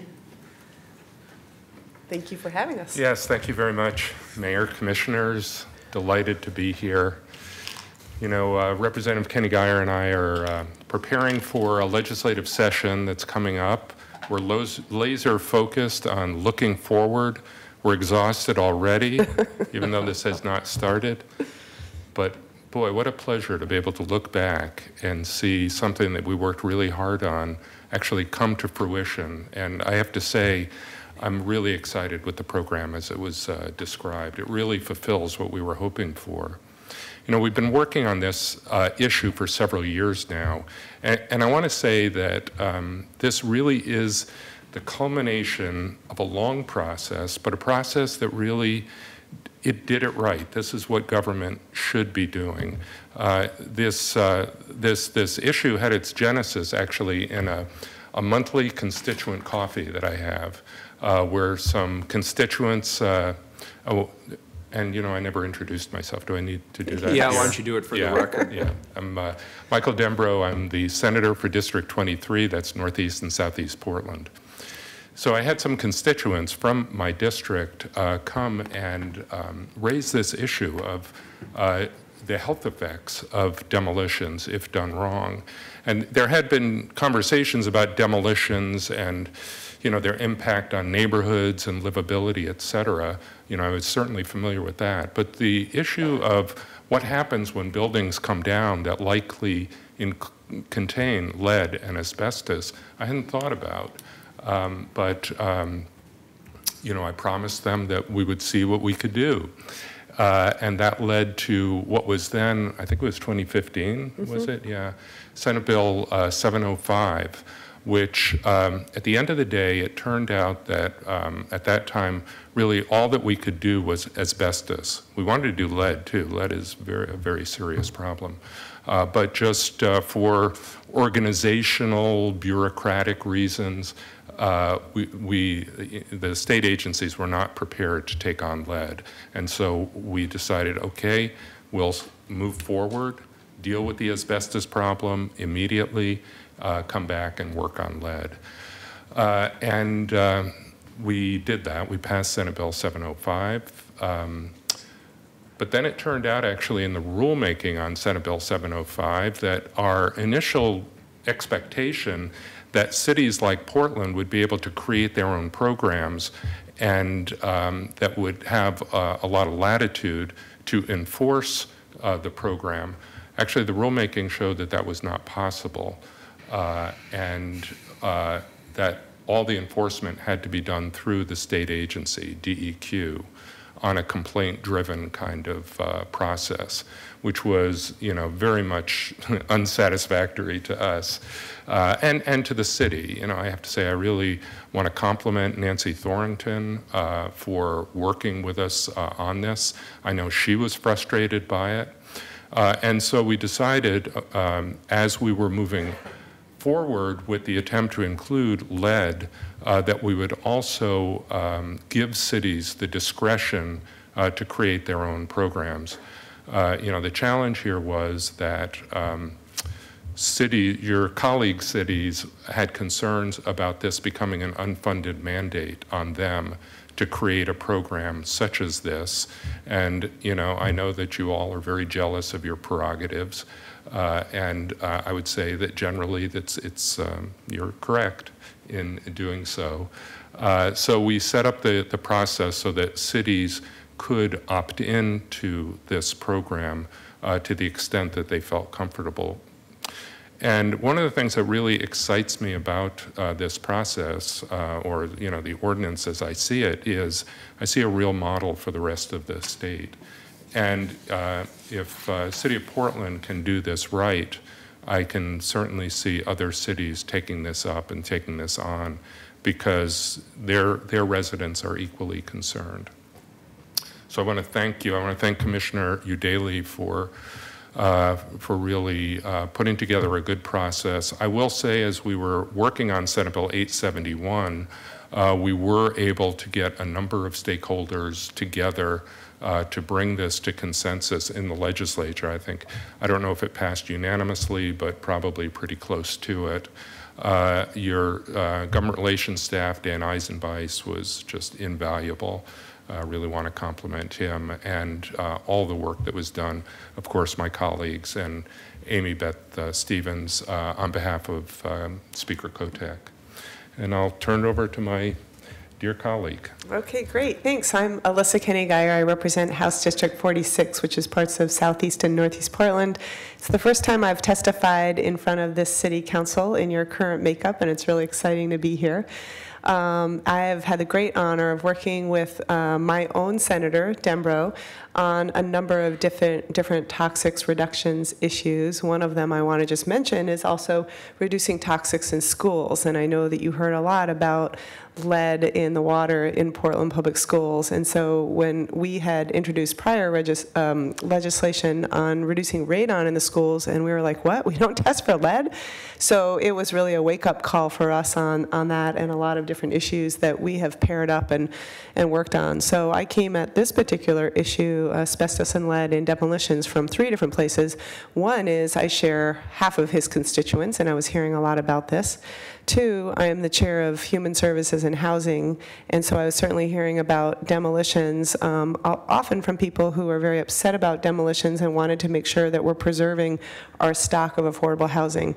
So I do want to say on that note that I want to thank you for the city's support of House Bill 4007 coming up in the legislature to increase the document recording fee that goes to affordable housing. Some of that is geared toward home ownership, and some of those home ownership dollars are used not only to help people with down payments and financial education, but also for home repairs. And so the more that we can get money into home repairs so that people don't feel forced out of the affordable housing they have because they have a leaky roof or something like that is really important. On the other hand, I'm very supportive of demolitions when it makes way for more multifamily affordable housing. We need to have more density. And so we need to do it in the safest way possible. So the third way I come to this issue is I have a public health degree and I serve on the healthcare committee. And everything that we can do to bend the cost curve and reduce costs that are related to people who get sick because of exposure to toxic chemicals is really important. So I am really delighted. We were back there just like, you know, nudging each other about all the work we do in the legislature, and then we see how the work continues in implementation. And the eagerness with which you want to implement this ordinance is really gratifying to us. So just delighted to be here in a state-city partnership. Again, want to thank all the partners, DEQ, Oregon Health Authority, Brett Sherry, people like that who worked with the city counterparts who did a fabulous job, as well as Metro, as well as private stakeholders who were part of this. So it was a great process. I'm excited to see the product, and I can't wait for you to pass this. Thank you. All right, next up, we have a few of our key stakeholders. Perry Cabot from Multnomah County Health, Tony Green, Deputy City Ombudsman, I love that word, Ombudsman, Mary Helen Kincaid, the former chair of DRAC, and Paul Grove from the Home Builders Association of Metro Portland. If you could all come forward, someone's going to have to bring an extra chair and make sure and state your name for the record.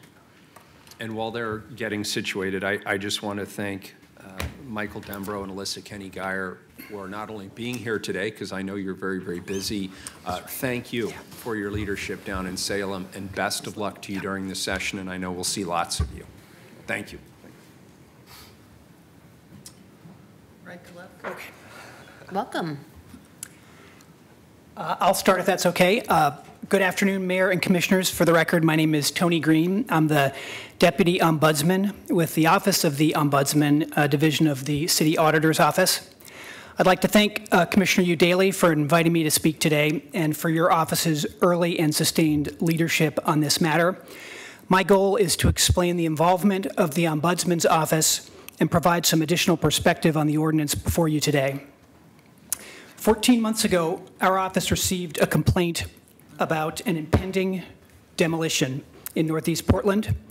The complaint offered a wide-ranging critique of the health risks posed by demolitions and the lack of regulations in place to protect the public, especially children, from the known hazards of exposure to toxic dust. In the last 15 years, about 1,300 homes have been demolished in Portland. If they were built before 1978, more than likely they contained lead paint. And certainly they were torn down without any requirement to prevent toxic dust from contaminating neighboring properties. Prior to the ordinance before you, the city did take a step towards curbing the health risks posed by demolitions. 2 years ago, City Council adopted an ordinance that requires houses built before 1917 be deconstructed and most of the building materials salvaged for reuse. The deconstruction ordinance was primarily designed to keep construction debris out of the landfill and reduce carbon emissions, but deconstructing a house provides an additional benefit. It reduces the spread of toxic dust to neighboring properties. But for now, the ordinance only applies to houses built before 1917. That year was chosen for practical reasons. It covers the oldest housing with the most valuable building materials. It also was selected to limit the number of deconstruction projects. The Bureau of Planning and Sustainability was concerned that choosing a later date at the launch of the program might overwhelm the fledgling deconstruction industry. Choosing 1917, however, had an unintended consequence. It resulted in geographically disparate community benefits. And I'll try to explain this point using a map that should be showing up on your screen shortly. That was short. There it is. You got it. Fast.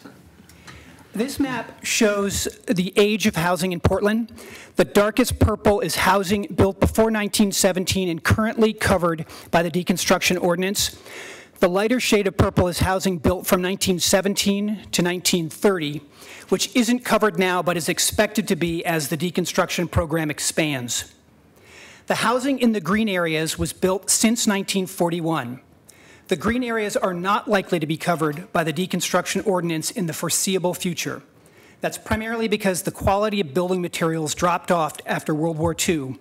The deconstruction business model relies on the resale of materials, so it isn't currently economically feasible to dismantle most post-war homes.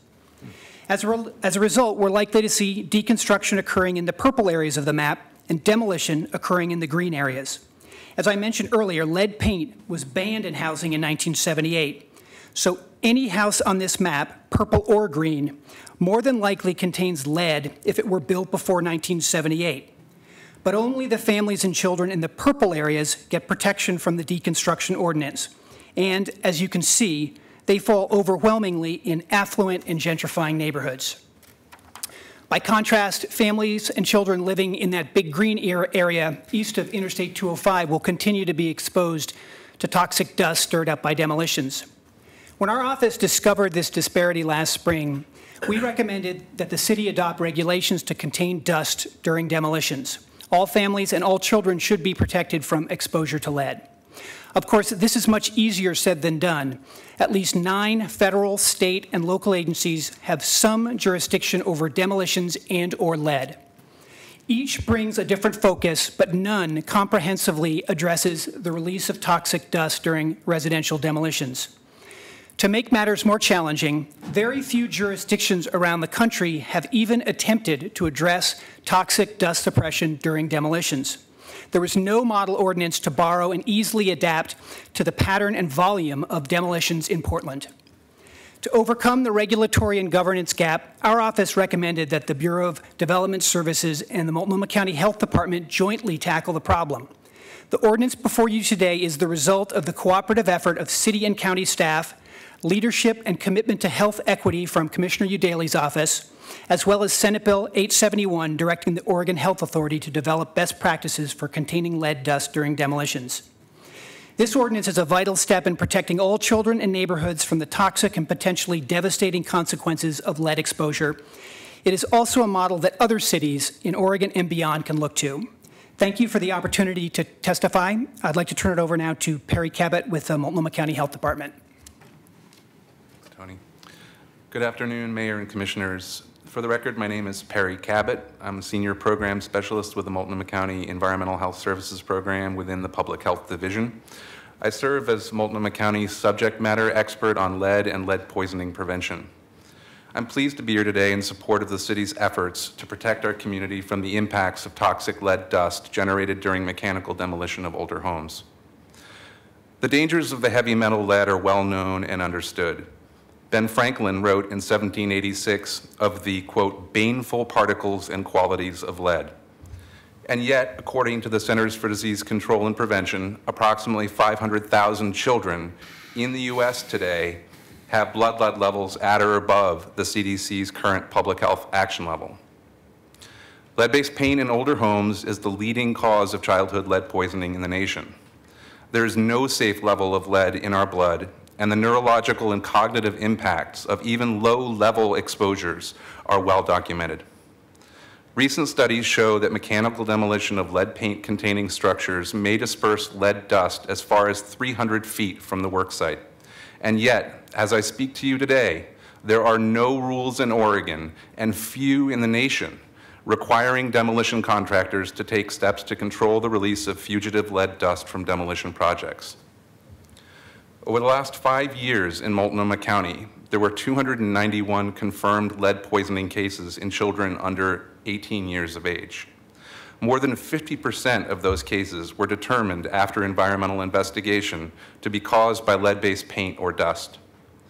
While federal and state rules were enacted almost a decade ago to reduce lead poisonings due to renovation and painting projects in older housing, demolitions were not covered by these rules and remain an activity with the potential to contaminate the environment where we live, work, and play. The ordinance before you today is among the first and finest of its kind in the nation. It is the result of a year-long, highly collaborative process across multiple agencies and involving key stakeholders with diverse perspectives. Multnomah County is pleased to be a partner in this work, and we welcome the enhanced public health protections born of these efforts. Thank you. Thank you. I'm Mary Helen Kincaid, and today's the first day I can say publicly former chair of DRAC. My terms ran out, and also today is the 8th anniversary of when I retired and became busier than when I worked. It's been interesting to me to sit through, I sat through the LTIC as well as this, and to hear the different perspectives and the people and the community involvement. And so I don't want to take issue with what anybody said, but when they say that bureaus and agencies tasked with handling this issue with demolitions and dust, it was really the citizens that started it. It wasn't government, it wasn't regulations. And when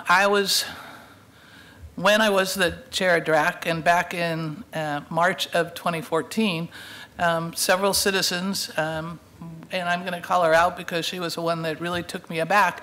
Kimberly Kohler from Eastmoreland was aghast that is right across the street from school, a house had been demolished. And she literally grabbed my shirt and said, "You have to do something about this." So she was a part of the group, United Neighbors for Reform. John Sandy's here today. And that started a whole interesting dialogue. It began a conversation because I, being part of BDS, had to be informed that handling demolitions and permitting, but they didn't have control over the lead and asbestos handling. And so I said, well, let's get those people, who are they? And worked with Nancy Thornton and tried to get those people together, and it was kind of a nightmare trying to find all these people because there was no conglomerate of people to handle this issue. And as Perry mentioned, it's a wide and varied group. There are way more than 9 or 10 agencies. I started calling DEQ, started calling EPA, sort of got nowhere. I'm fortunately in North Portland in the Kenton Firehouse where Representative Kotek has her office. So I spoke with her staff, Amy Beth, I don't know if she's still back there, but she was back there, and said, how do I get a hold of somebody that can do something? I was shocked that the next day around noon, Audrey O'Brien from DEQ, who was head of inspections, called and said, what do you need? And I thought, wow, that really worked really well. You know? But I was also shocked that there was no way to bring those people together. We had a meeting, I wrote the date down here, October 20th, 2014. 19 people showed up at BDS. They got us a room, and most of the people had something in common. EPA at that time gives their jurisdictional handling of hazmat materials to DEQ, and then they farm that out. So at that first meeting, there were many people that are not in the room today, but came to be a part of that meeting. Nancy Thornton worked with OHA and Perry, and the group continued on. But I think had not Kimberly spoken to me and the citizens did something, we wouldn't be here today. So I really want to emphasize that part. John Sandy from UNR worked very closely with Mike Dembro's office because that was at the state regulation. And it was a little, I would say it's hard for citizens because those processes ran parallel. And I think this whole process is indicative of how even UNR and DRAC don't agree on all things, but we work together to get this process through. So I think this, more than anything, shows that good work can come of sometimes contentious meetings. I really applaud the effort and was glad to be a part of it. I also wanted to recognize Logan Giles from Mike Dembro's office. He was instrumental in bringing people together to meet. And the EPA, for all the bureaucracy and stuff we hear today, I forget the woman's name, but she was very helpful in providing direction of federal regulations, state regulations, that sort of thing. I think it was Nina. Wasn't it Nina? Pardon? Nina. Yeah, I think, is that? Kim Barnum. Oh, Kim Barnum, okay. We were able to address a number of issues that people had. There was a good result from all of it. And I wanted to comment because I made a note. Organizational bureaucratic setbacks. There were a ton of those, but I really want to applaud all those agencies for coming together to do that, and it was also informational. The other comment that I just wanted to make in regard to this, and I don't have the ordinance in front of me, but you were talking about getting it implemented as soon as possible. I think in the amendment, if you just said implement by July 1st, so that's a drop dead date, but if you do it next week, you know, if you walk out there and somebody walks up and said, hey, I can do this, that might be a possibility just to put that word in, and then it won't hold back a set date. Because I know there's great anxiety that why can't we do it sooner? I'm going to go back to organizational, bureaucratic stumbling blocks. But I want to applaud everybody that worked on this, and my fellow members of the DRAC subcommittee, because they recognized that this was important and not necessarily in our mission statement. There were three different commissioners in charge of the Bureau through this process, and all were very agreeable to the work that we did, even though it didn't specifically speak to permits. It spoke to the work that the BDS does. So thank you, and I guess most of all, I think the city should take credit for the citizens bringing something forward.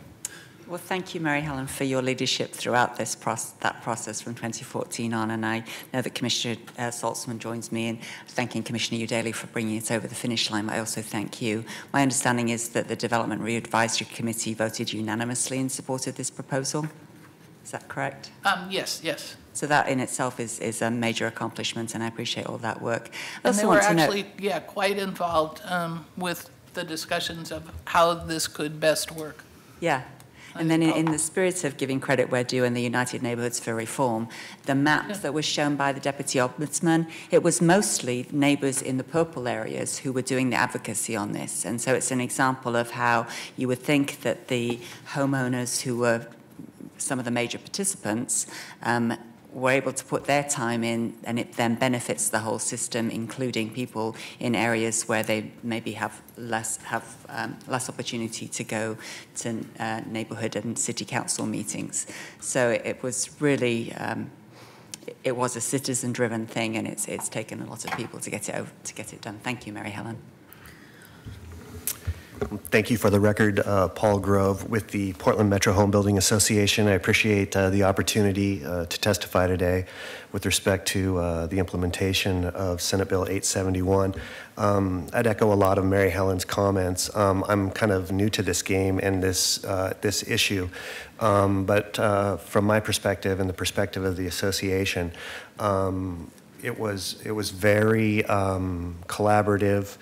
The input was indeed meaningful, and that started really, from my perspective, from the top down, and kudos to Commissioner Udaley and her office.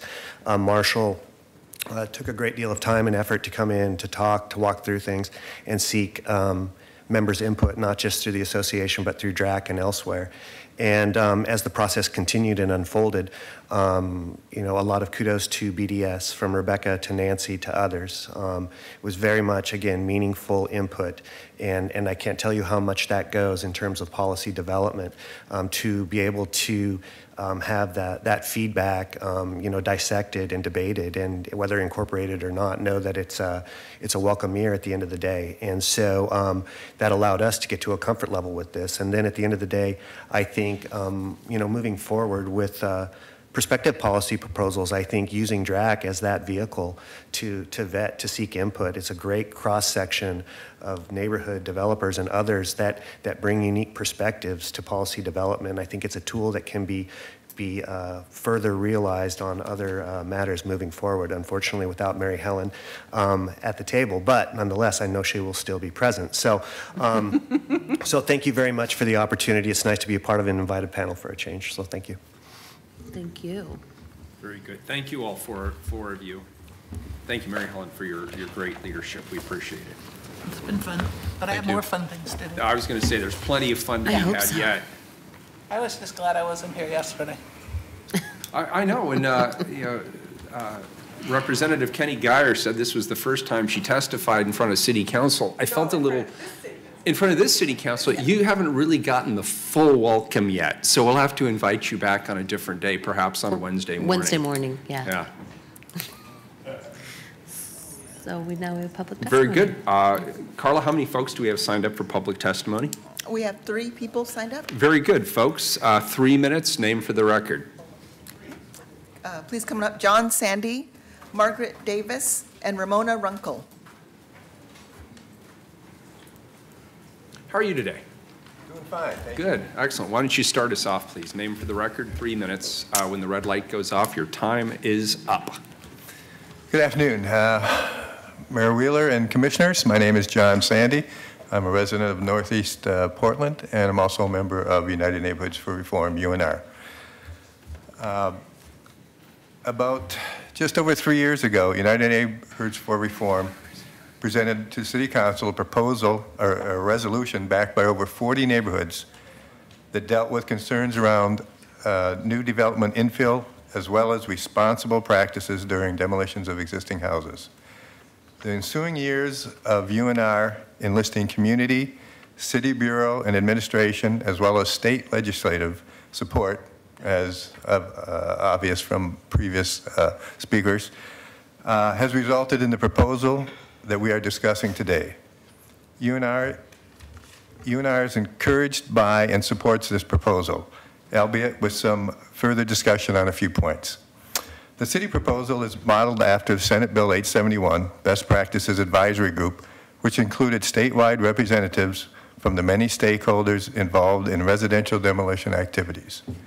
As a member of this advisory group, I was encouraged by the broad support of developers and construction companies who recognized that these practices would help level the playing field between companies striving to be responsible and those not so much. Since compliance is key to effectiveness of any ordinance, proper inspections and meaningful penalties are a must. Therefore, the quicker, as has been mentioned, the quicker the proposed additional inspectors are trained and performing their duties, the better. And echoing some other comments, you and I would hope that accelerating the target from July 1st should be a priority within BDS. In addition, the proposal only requires, and Nancy Thornton made some comments on this, only requires pre and post demolition inspection, but states that inspections during the actual demolition itself may occur. Since this would be the most critical inspection point, the ambiguity within the code language is of some concern. But as I've talked with Nancy, BDS personnel have indicated this ambiguity will be clarified through administration rules, and we will hold them accountable to that commitment. UNR has lobbied for the notification area to be expanded to 400 feet rather than 150 feet as the proposal states, as the 400-foot distance represents the extent of potential significant lead dust fallout as determined by a number of studies. The argument that 150 feet is adequate with implementation of this best practice ordinance only holds up if the demonstrated compliance is near or at 100%. Therefore, this should be a performance measurement tracked by BDS and available to the public. Also noted within both the SB 871 recommendations and the city best practices proposal is the use of full deconstruction as a means of removing residential structure. I'm just finishing up. UNR continues to advocate for this method to be the preferred choice for any and all residential demolitions, regardless of the date of construction, as construction material suppliers cannot guarantee that asbestos-containing materials will never be imported and find their way into American homes. Anyway, thank you very much. Thank you for your testimony. Good afternoon. Good afternoon. I'm Margaret Davis. I've worked with United Neighborhoods for Reform and also the Roseway Neighborhood Association, but today I'm really talking for all the Portlanders like me who have experienced and will experience a demolition within 400 feet. Anti-demolition activists have long sounded the alarm on the release of hazardous materials during demolitions, and here at least since 2014. Thank you to everyone who helped craft this public health and safety measure.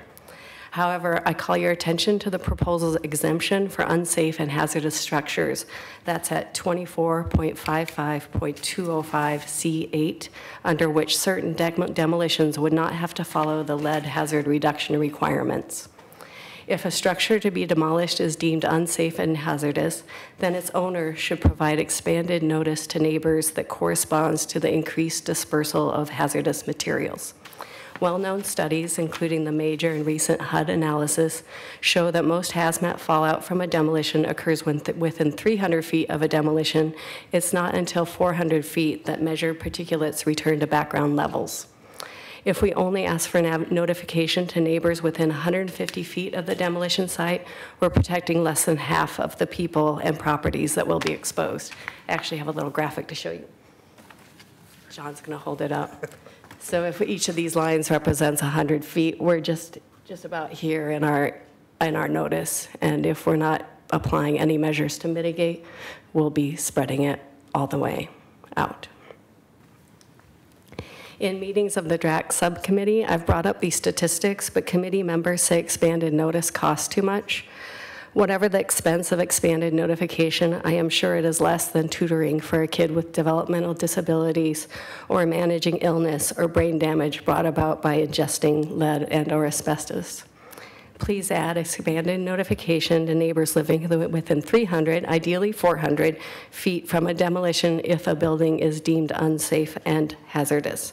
Otherwise, ironically, unsafe and hazardous will refer to anyone living, playing, breathing within that 400 feet. Finally, please keep on applying the pressure to move up that effective date.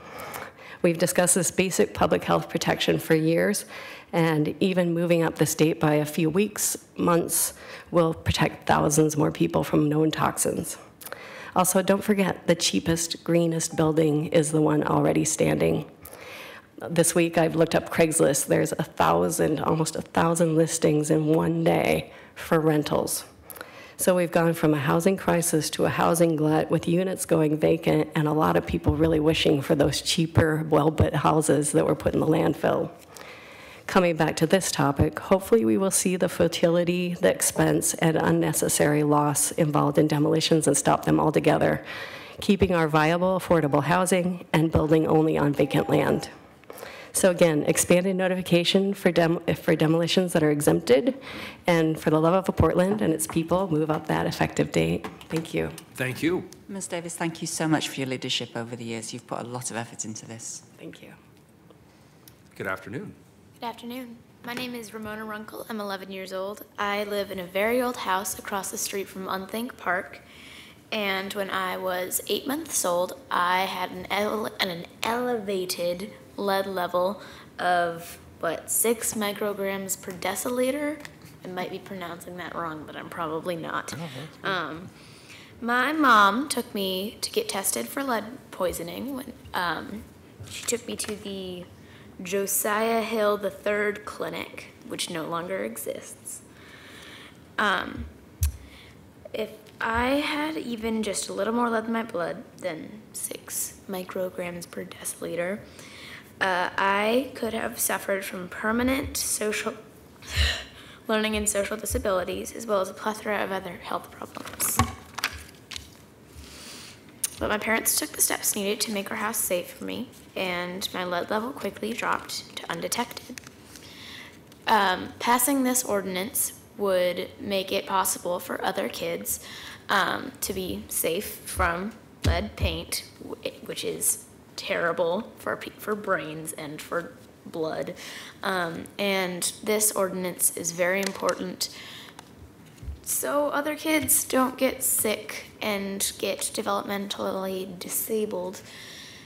And this is a good ordinance and it should be passed. That's all I have to say. All right, well said. Cut to the chase. Right. Good job.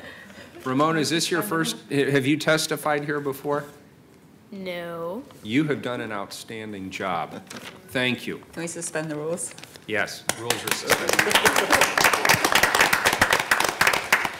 In case anyone is wondering, that is the daughter of my Chief of Staff, Marshall Runkle, and his lovely wife, Mel.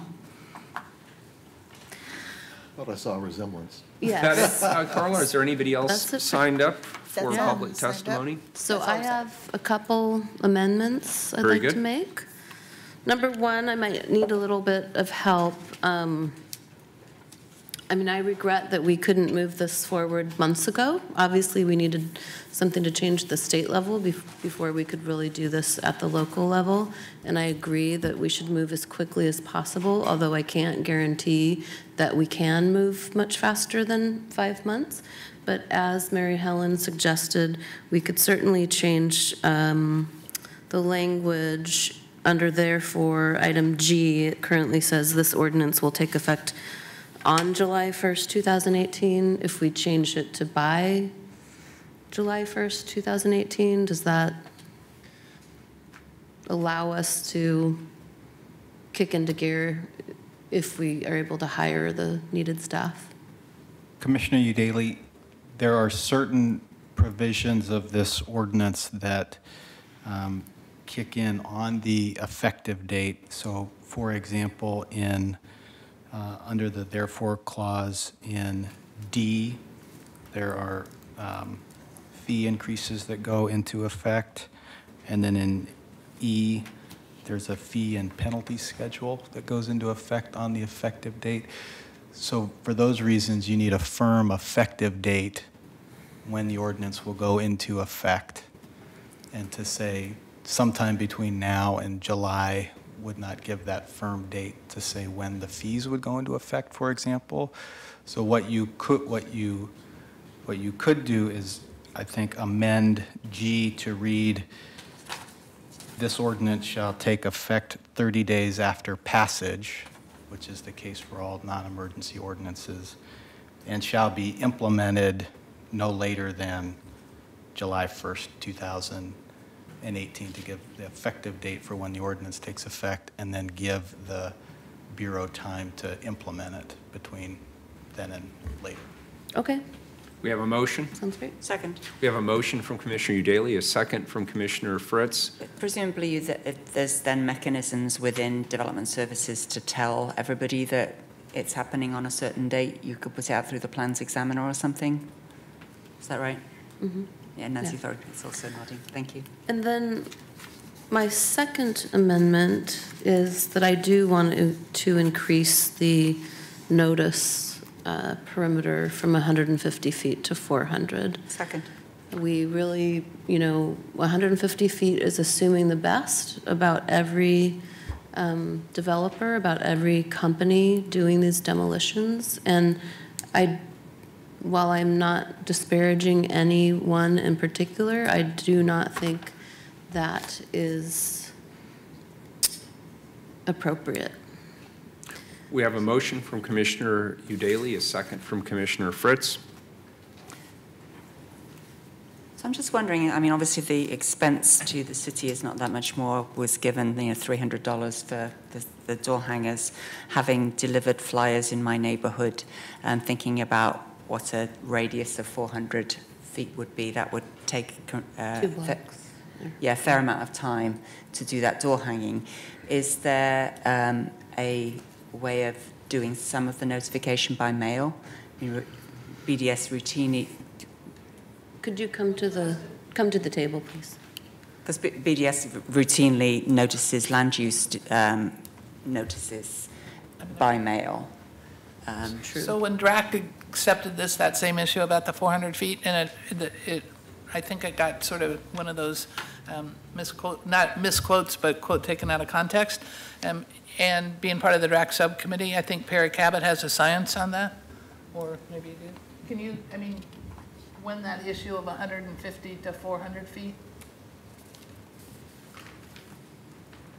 I'm not the scientist, and we relied on Perry and... So the studies that are out there talk about completely uncontained demolitions of residential structures, and the data that are available now, the study that's been done, that's quite well done study, shows that I believe it's at 300 feet, there is a noticeable dust fall increase of lead detected on sidewalks with no controls. So I think the 400 feet extends that even a little bit further to just sort of give a zone. But 300 feet, I believe, is the number that comes out of that study.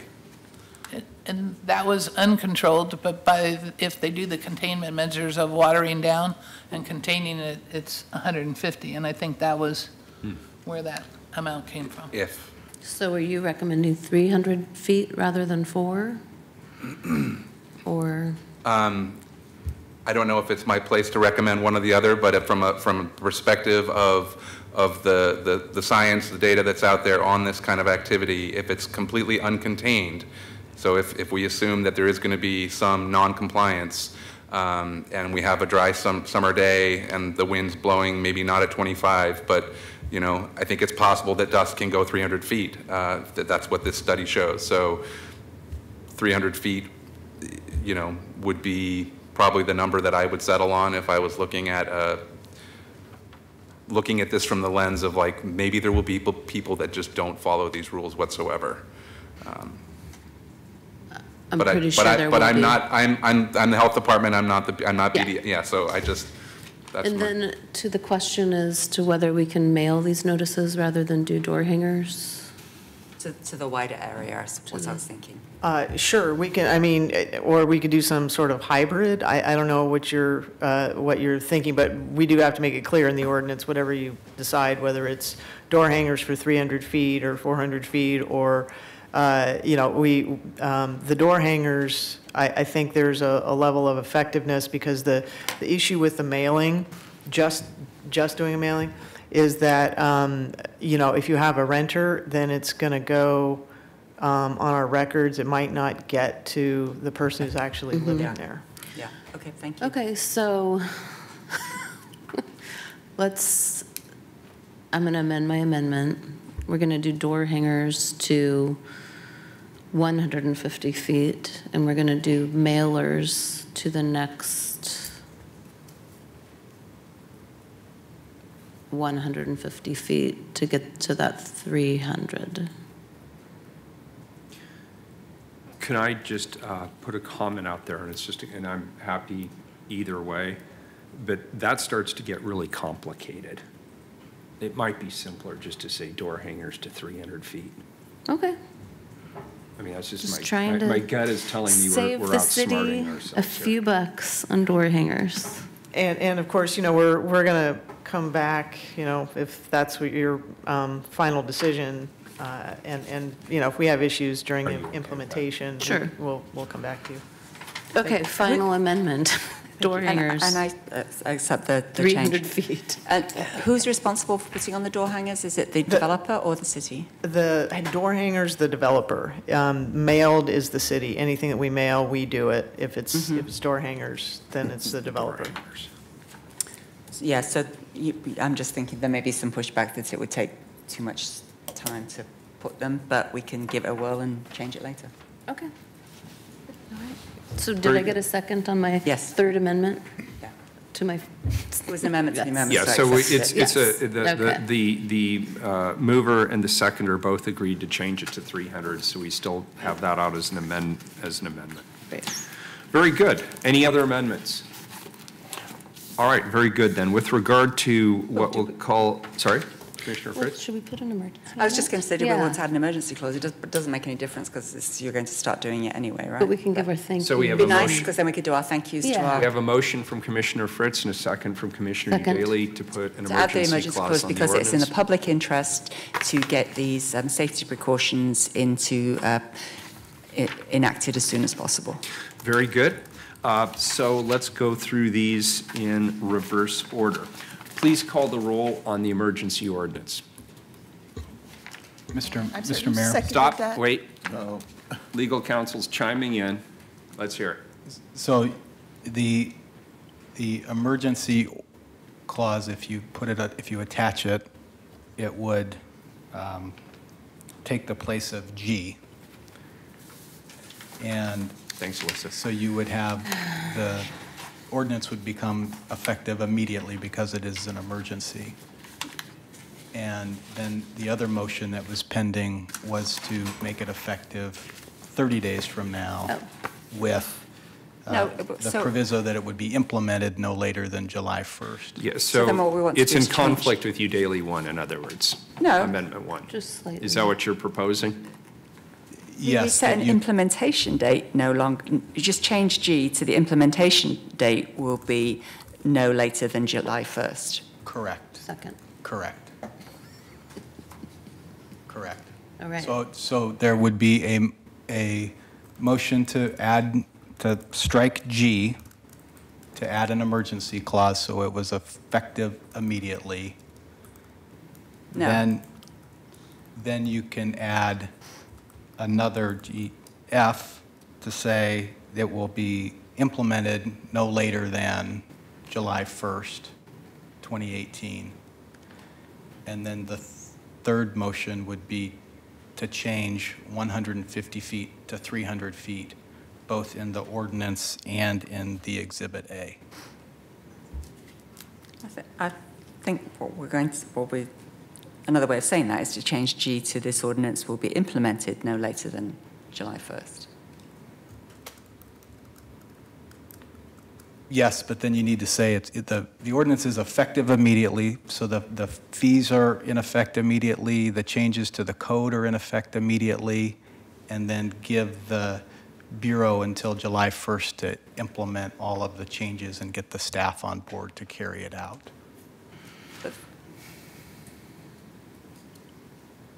The permit changes aren't being changed immediately. We're not going to charge people a permit fee for a service they're not going to get. If you add the emergency clause and make it effective immediately, then the fees in D and E, so the fee schedule to increase the demolition and deconstruction fee by $180 permit is effective on the effective date of this ordinance. So if it is effective immediately. So we change it to the implementation date rather than the effective date in D and E. I think that would work. Isn't that what you're saying? There's a difference between effective and implementation? So you change instead Yes. of effective, How and about so you we just change that to Don't attach an implemented. emergency clause. Well, If it's not taking effect till July. it may take effect sooner, and we wanted to acknowledge the people in the room and let them see this vote. So I think we could change effective to implementation in D and effective, the second effective, to implementation date in E.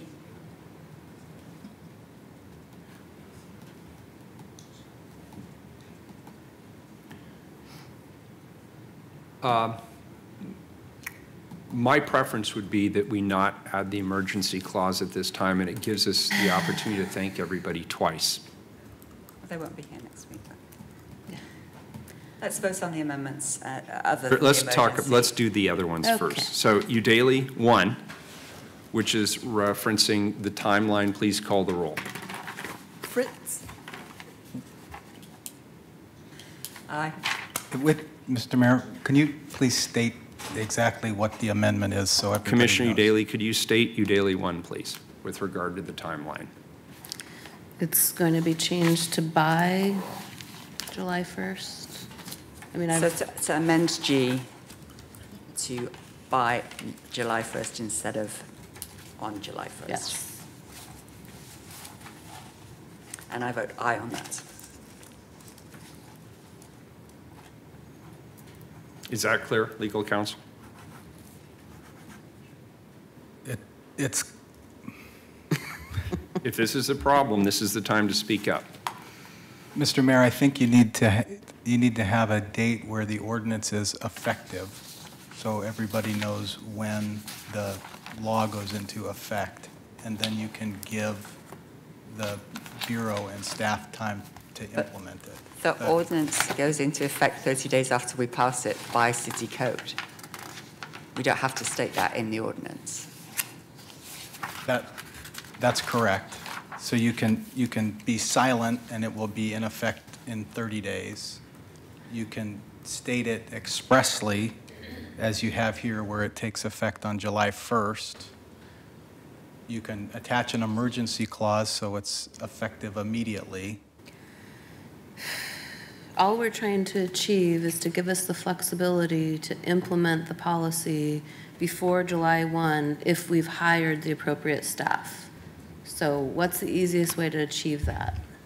Thank you, Commissioner Udaly. I believe Commissioner Fritz had the right solution to amend D to say the implementation date, amend E to say the implementation date, and then remove G and replace it with an emergency clause, so it's effective immediately, with an implementation date of no later than July 1st, 2018. Except we just decided not to do the emergency clause. Apparently we're going to do it now, so. Okay. Go ahead. All right. I accept. That is now my amendment. Thank you. That is fabulous. So we're withdrawing the previous motion, and I didn't vote on that. What I'm voting on now is to add the emergency clause with the implementation by July 1st. Very good. And I So vote aye. she votes aye. Saltzman. Aye. Udaly. Aye. Wheeler. Aye. The amendment's adopted. Now with regard to Commissioner Udaly's 300-foot notification. Please call the roll. Fritz. Again, thank you very much to Neighbours United Neighbourhoods for Reform and for everybody who's worked so hard on this. I think this is a final piece. Thank you, Commissioner Udaly, for being willing to make the change at the hearing. Aye. Saltzman. Aye. Udaly. All right. You guys are going to love this. It's perhaps my longest thank you list ever, so please bear with me. We're just on the amendment. We've got another vote after this. Aye on that amendment, yes. We're all ready to go. Did you call the mayor? Which which one are we doing now? Me, I get a vote. Oh, I'm sorry, I didn't call you. I sat here through the presentation. I was polite to everybody. I didn't kick Joe Walsh out. I want my vote. Wheeler. Aye. The amendment's adopted. Okay. We need a drum roll. Anybody? So we've already amended D&E, have we, or do we need a vote on that? I believe that was encompassed under Yes. the first. I believe Okay. that has been withdrawn. So now we're voting on the underlying ordinance. That is correct. Because we have now basically put the emergency clause on. Is that correct? You have adopted two, yes. Amendments. Yes. One of which includes an emergency clause. Correct. Yes. Very good. Now to the main motion. Call the roll. Fritz. Well, it is very, very satisfying to seeing this come to fruition. Thank you, Commissioner Daly, for your leadership in bringing it, and thank you for Commissioner Saltzman for not letting it die after you were assigned the Bureau.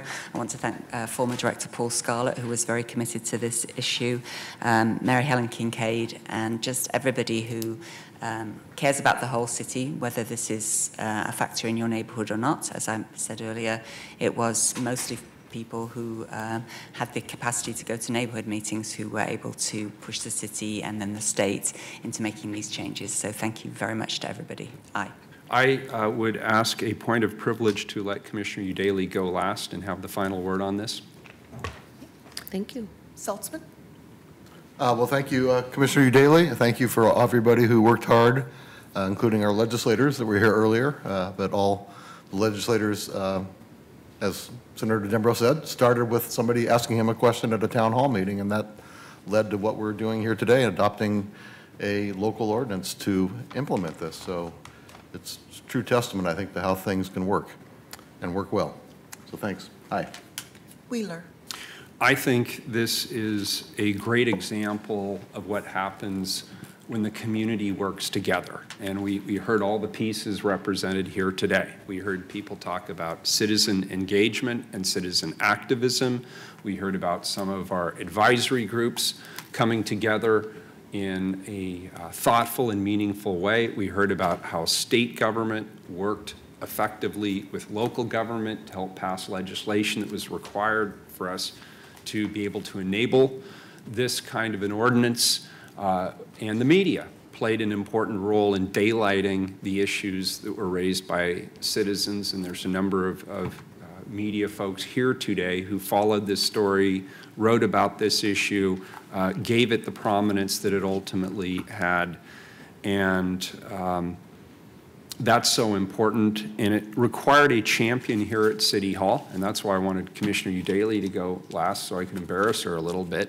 It required good leadership and consistent leadership here at City Hall. And while I certainly acknowledge there were many people over many years who worked hard on this, it always takes somebody to run the ball over the last yards across the, what do you call it, touchdown line? The end zone. The end zone. I don't Gosh, know I knew it would eventually come to sports ball. It's all about sports ball. But it really is, I think it's been a great example of how to do policy right. And frankly, it inspires me to think about the other issues in our community where we're not this well organized and we're not on the same page. And we don't have all of these things coalescing, all these different people, individuals, groups, organizations, coming together in a way to help push our common agenda. And I think this just is a great example. I vote aye. You Daly. All right. So some of the people I was hoping to thank have left the room. So if you know any of them, please pass this message along. At the top, I want to kind of echo Mary Helen's and the mayor's sentiments that, you know, once these issues trickle up to this level, it's easy to forget who brought them to our attention to begin with. And we really do need to give credit where credit is due, and that is to citizen activists and advocates and to local media, who in this case really helped daylight this issue. So with no further ado, here are my thank yous. I want to, of course, thank Senator Dembro and his staff, in particular Logan Giles, Representative Kenny Geyer, Speaker Kotek, and Amy Beth Stevens from her office. We also want to thank the Oregon Health Authority, Department of Environmental Quality, OSHA, Construction Contractors Board, and the U.S. EPA. Perry Cabot from Multnomah County Health Department, lead program, Paul Grove from the Oregon Home Builders Association, Mary Helen Kincaid, former DRAC chair, and if she were here, I would tell her congratulations on your second retirement. Please go have some fun now. Jeff Fish of Fish Construction, Justin Wood from DRAC and Fish Construction, Bryce Jacobson from Metro, Scott Yelton of the Rebuilding Center, Lydia Ness from Restore Oregon, Claire Carter, DRAC, and she's a neighborhood representative on DRAC, Robert McCullough from Southeast Uplift, United Neighbors for Reform, of course, Al Ellis, John Sandy, John Hauer, Margaret Davis, and Barbara Strunk, Michael Molinaro, local architect, and Dan Forbes, local journalist. And last but not least, our city staff, Dan Eisenbeis from Oregon Government Relations, Sean Wood of BPS, Brandon Spencer Hartle from BPS, Nancy Thorington, Terry Whitehill, Rebecca Esau, and our whole BDS team. This would not be complete without the thank you to my Chief of Staff, Marshall Runkle, who very obviously had an incredibly personal and vested interest in this issue, and finally, Ramona Runkle, who joined us here today and sat through what I'm sure was some pretty tedious information to give her very important personal testimony. Thank you all. Aye. The ordinance is adopted as amended. And we are adjourned. That was a long day.